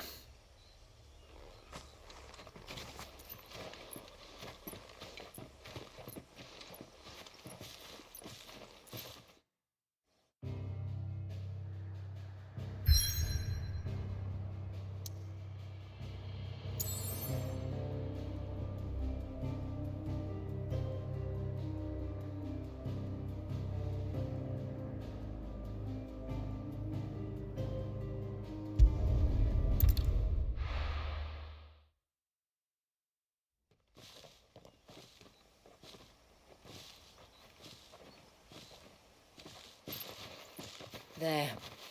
The temple that time forgot.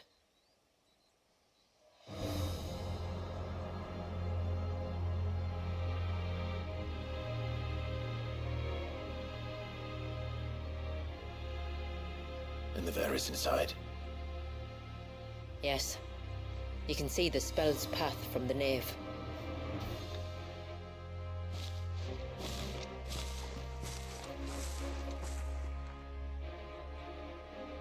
What is it? I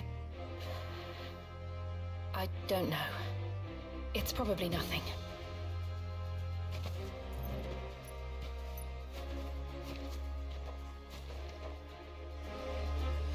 Forgive me, but why build the Vare here?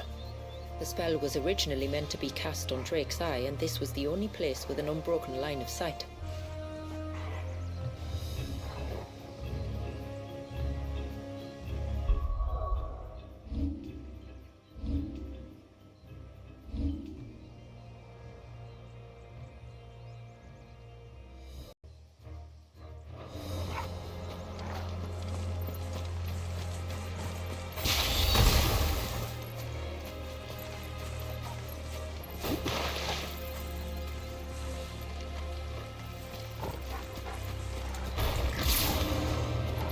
Tomburies like to think these ruins are their own.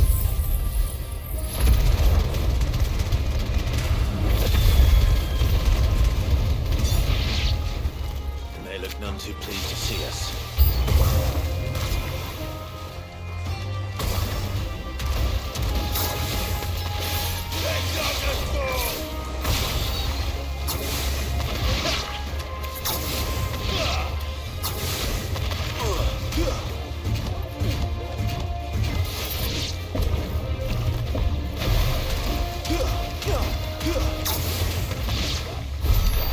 our numbers dwindle, theirs seem only to increase, as if they were feeding off our suffering.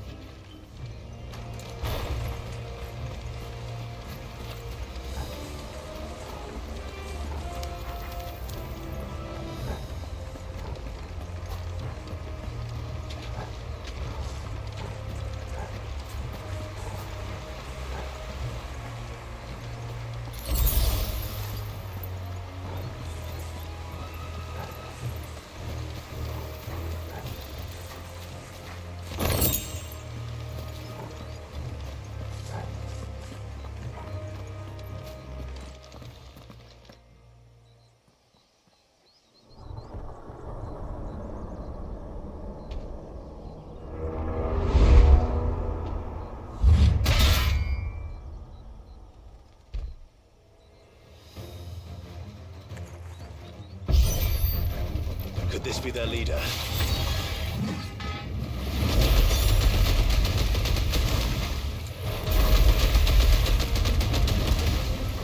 You're more than welcome to ask.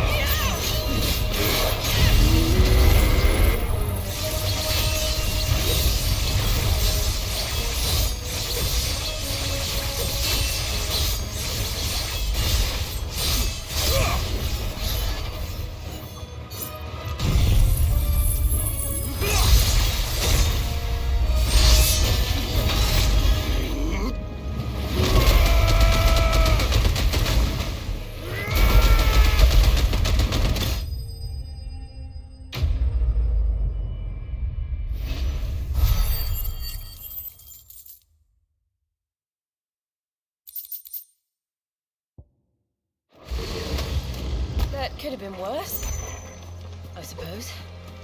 Aye, well, if the forest's taught me anything, it's that there's always something worse.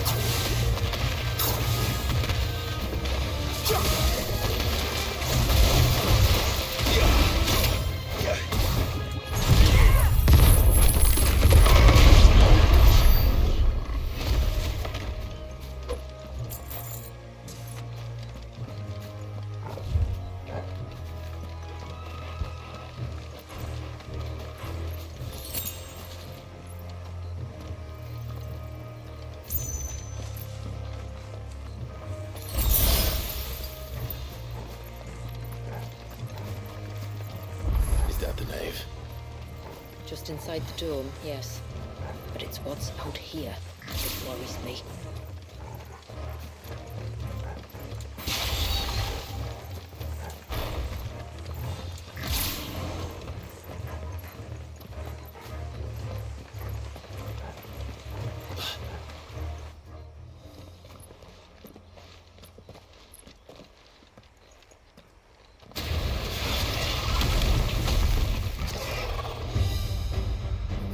Thinking they'd all migrated south.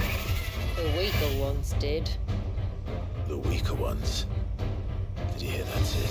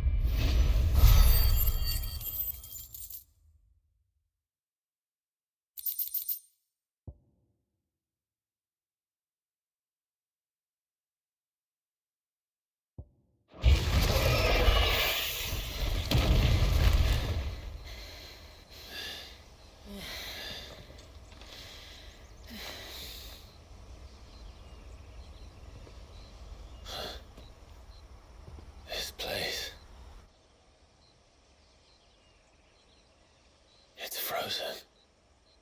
Just like the surge.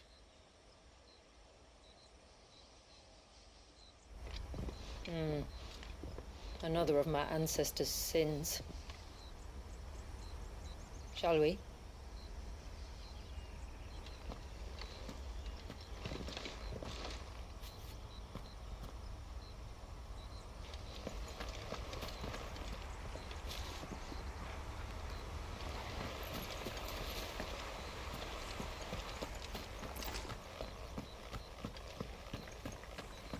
The blue veil shows the extent of the spell's reach. But I can feel its ether from here.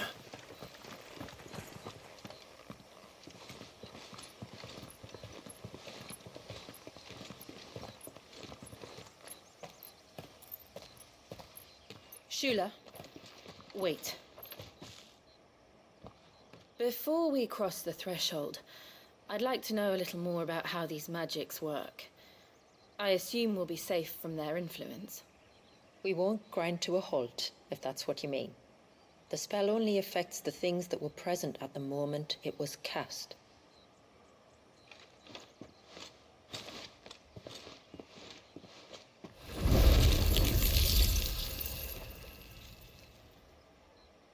You see?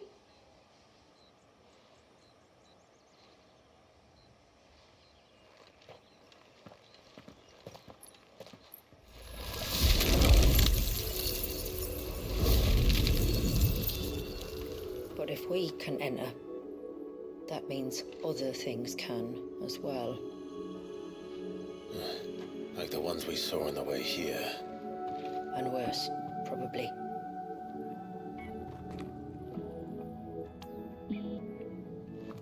Is this Leviathan's doing? Well, it certainly wasn't ours. When he realized my ancestors were attempting to cast a spell from here, he made to destroy the temple. And almost did by the looks of it.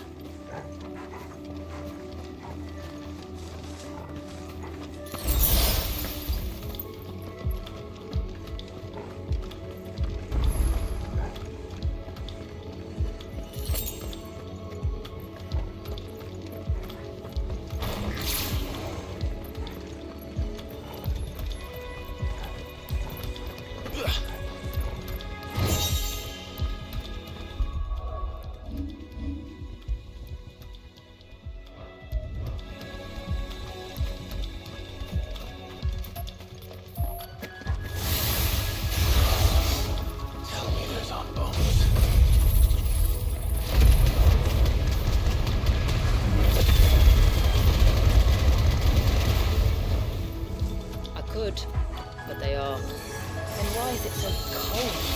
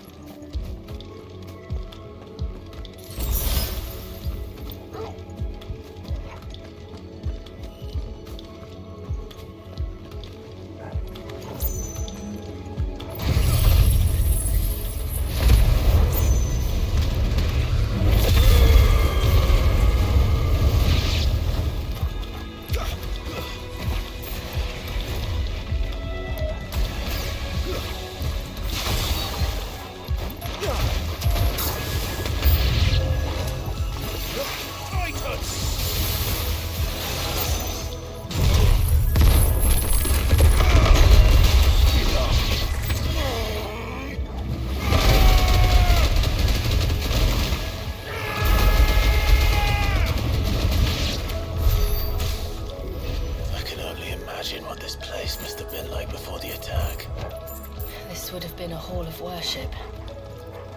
There was something similar in my father's keep. The priests would deliver their sermons from the dais. Your father?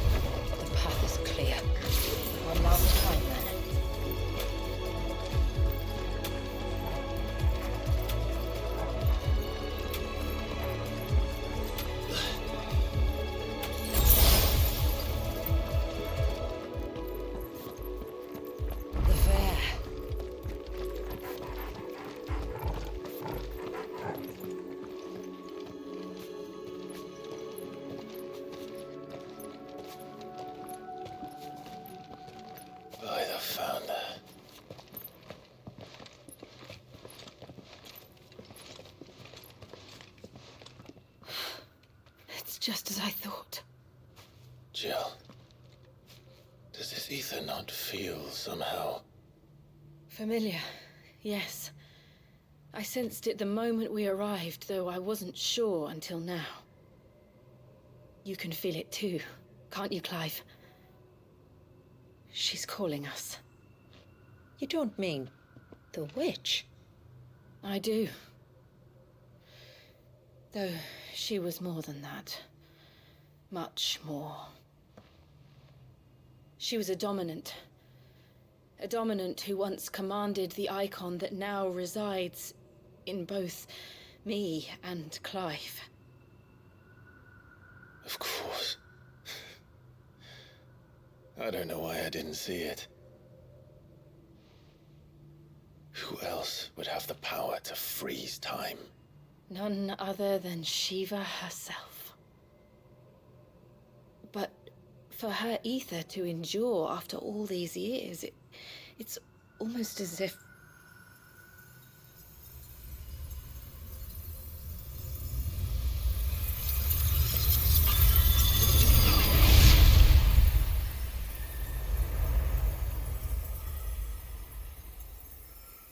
as if she shared it with another, just as Torgal shared in my ice.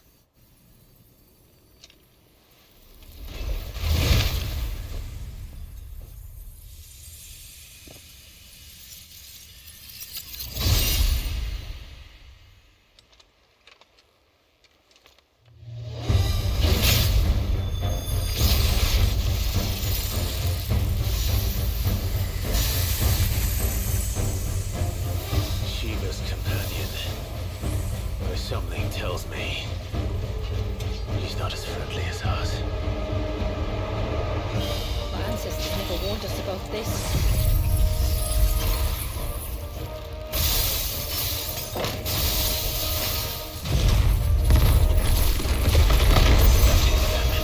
I doubt they even knew it existed.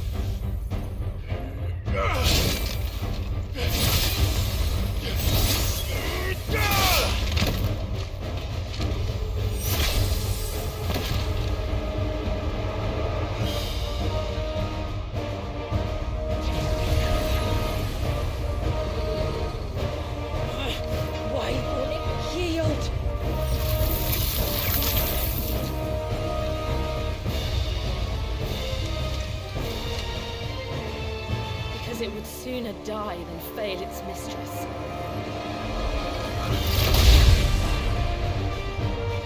Then it leaves us no choice.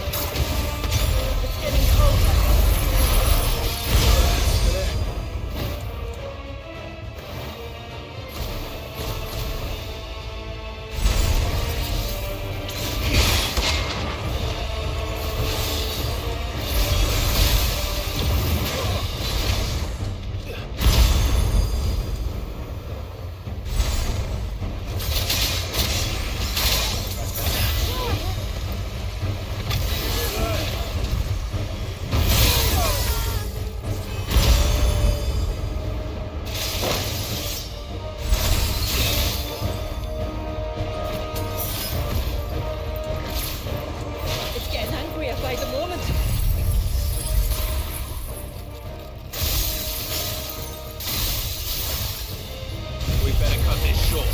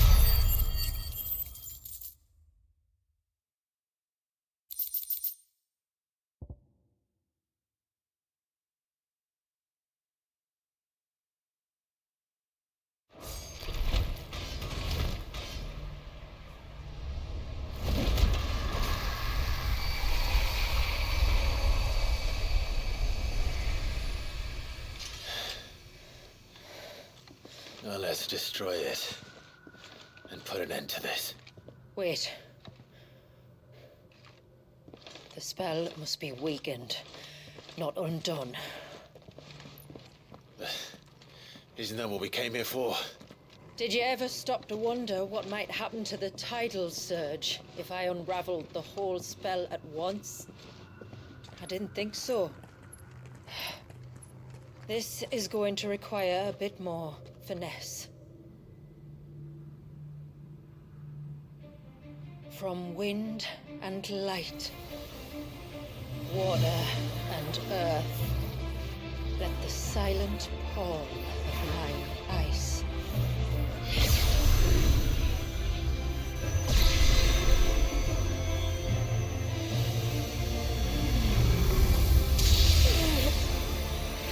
There's too much ether.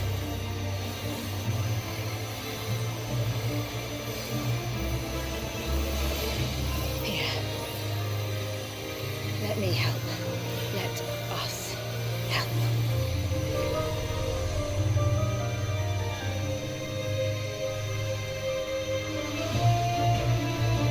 Almost.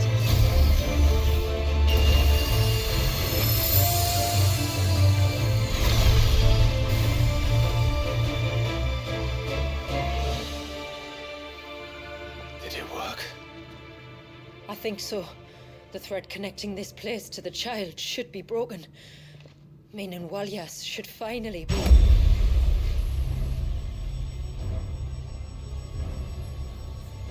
Free once more. Leviathan, our most profaned fragment, its divinity defiled by the hand of man, its spirit shackled by his hubris, till Mythos came, bringing release. Now, let the sins of man be redeemed by the hand of the servant of God.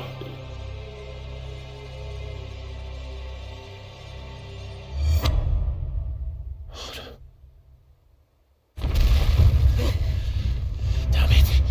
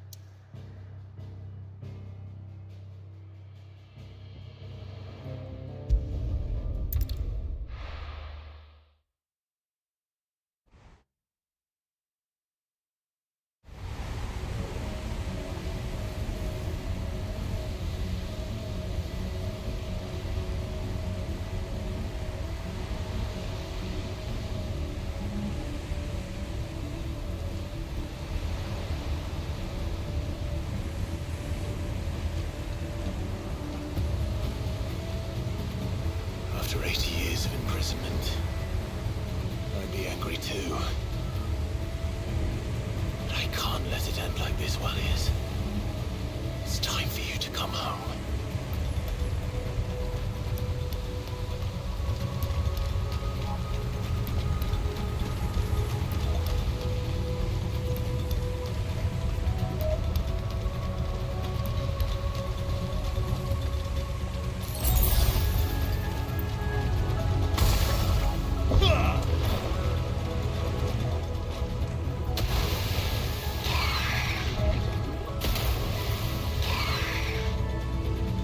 Playthings.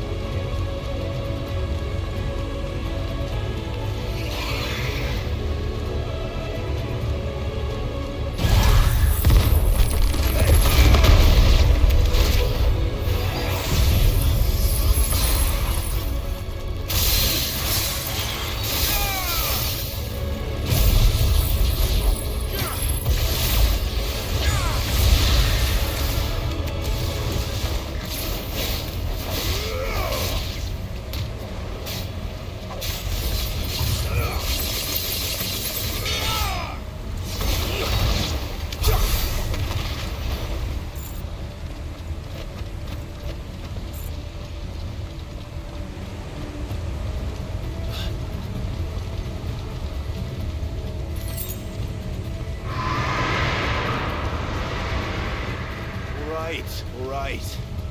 I heard you the first time.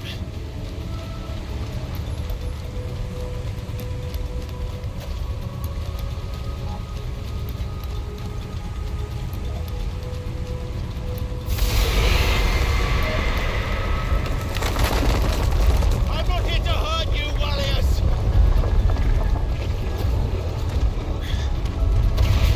Fuck. That was too close.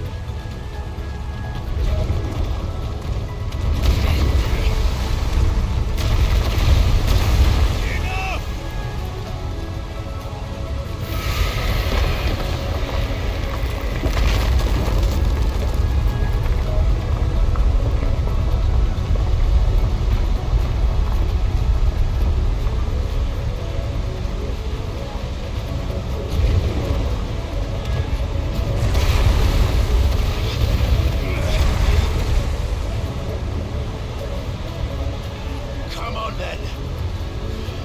No more hiding.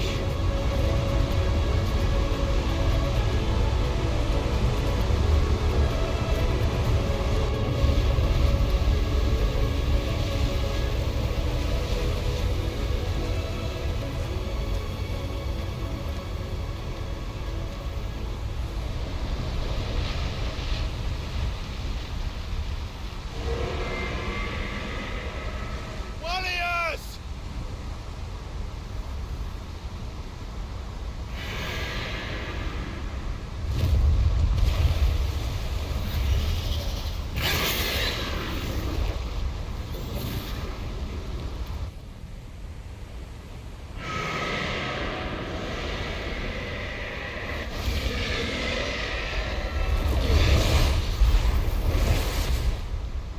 This isn't what I wanted! I only hope you can forgive me.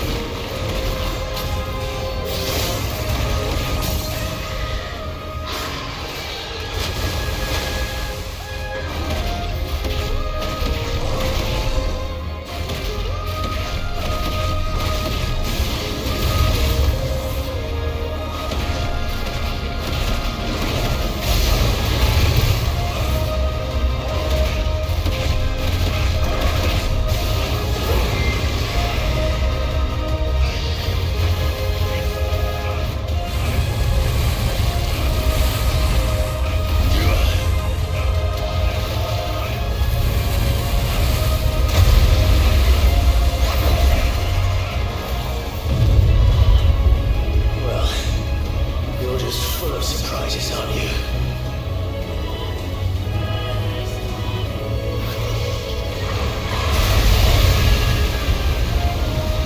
The reader will be proud.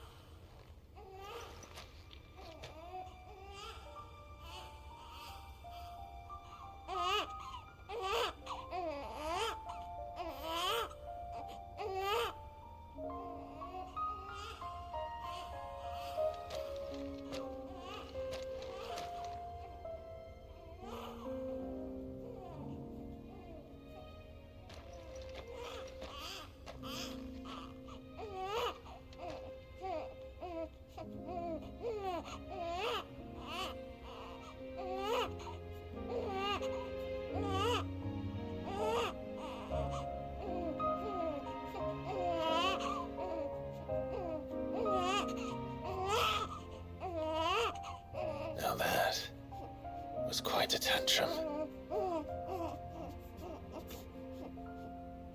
Clive! Where is he?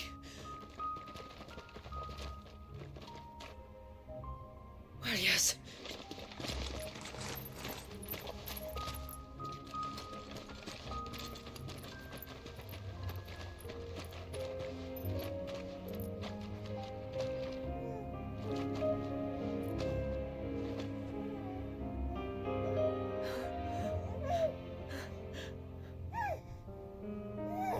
He's adorable.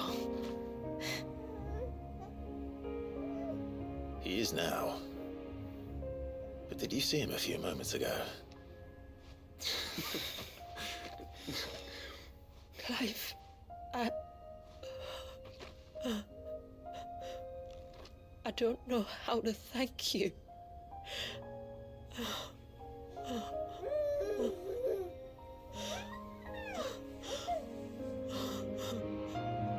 It's all right. We should find him a dry blanket now. Wouldn't want the little monster catching a cold.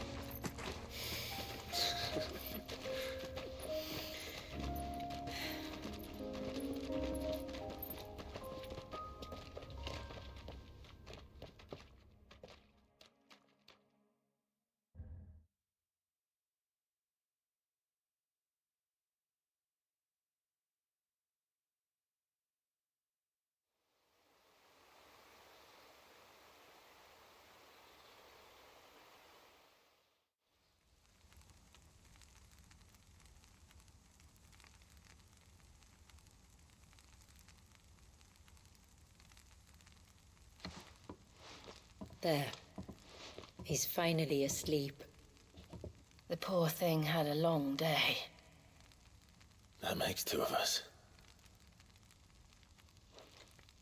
So, what happens now? Now? Now, we make things right. How? By providing Walyas what he was denied.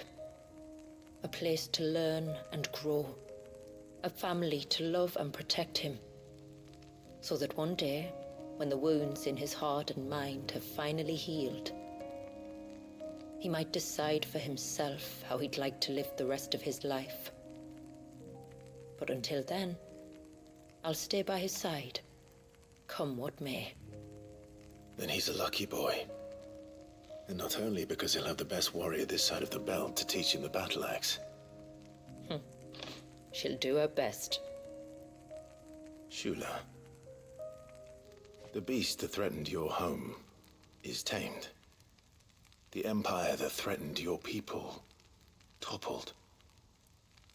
Might it not be time to cast off your ancestors' glamour and retake your place in the Twins? Perhaps. It's not as if we have the crystals to maintain the wall much longer. But are we truly safe? Is the world truly ready to accept us for who we are and what we believe? If I remember rightly, you and yours still choose to remain hidden, do you not? We do. Well, your people will always be welcome in Haven, regardless. As will yours in the hideaway.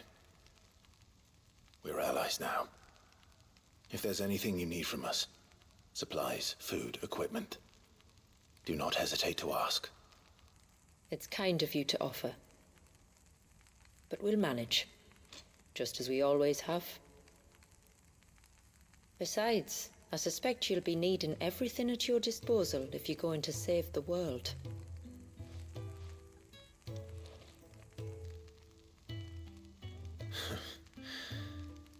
I fear much of it is past saving. The best we can do is strive to turn what's left into a world where we can all live as equals. A noble endeavor. And there'll be a place in this world for us, will there? For Walyas. For everyone. I swear it. Then we shall be waiting. until the tides bear you back to shore.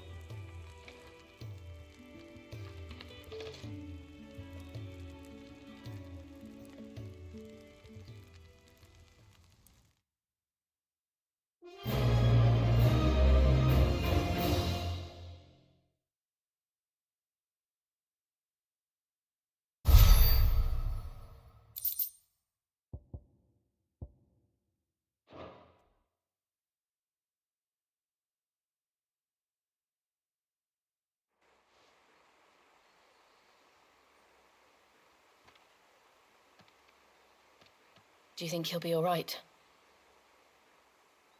Well, yes. Only time will tell. But I can certainly think of worse places to spend one's childhood. The Moats of Water are a fine people, and they will take good care of him.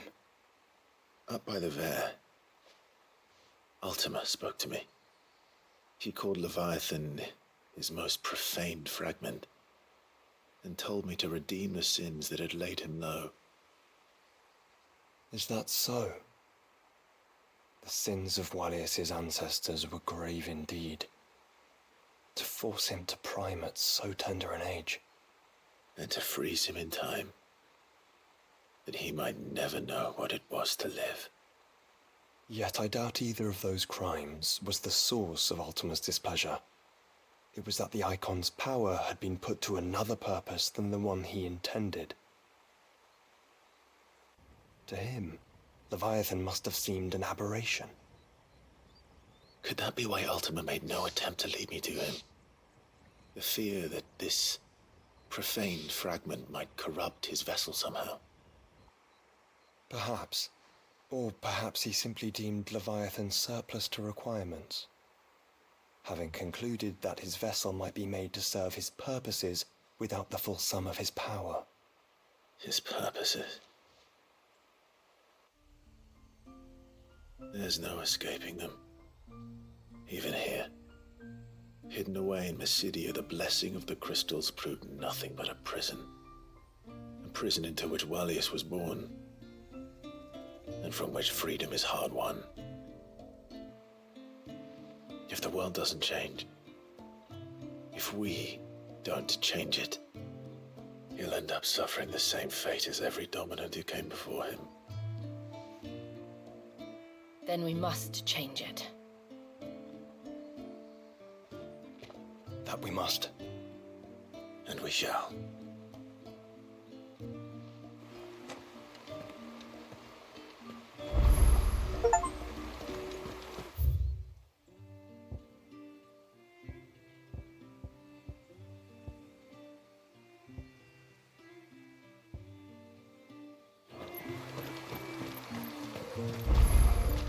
It is good to have them back. What is it you want?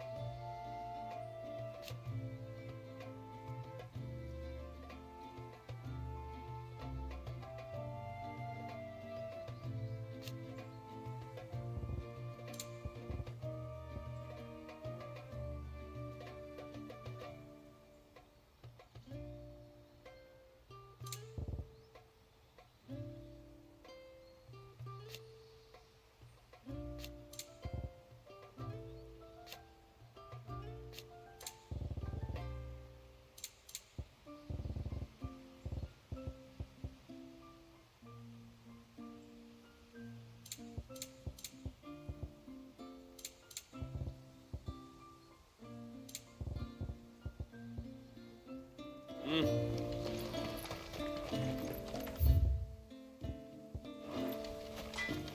friend, I have news. I will have to charge you. Well, if you're sure you need it. Here you are.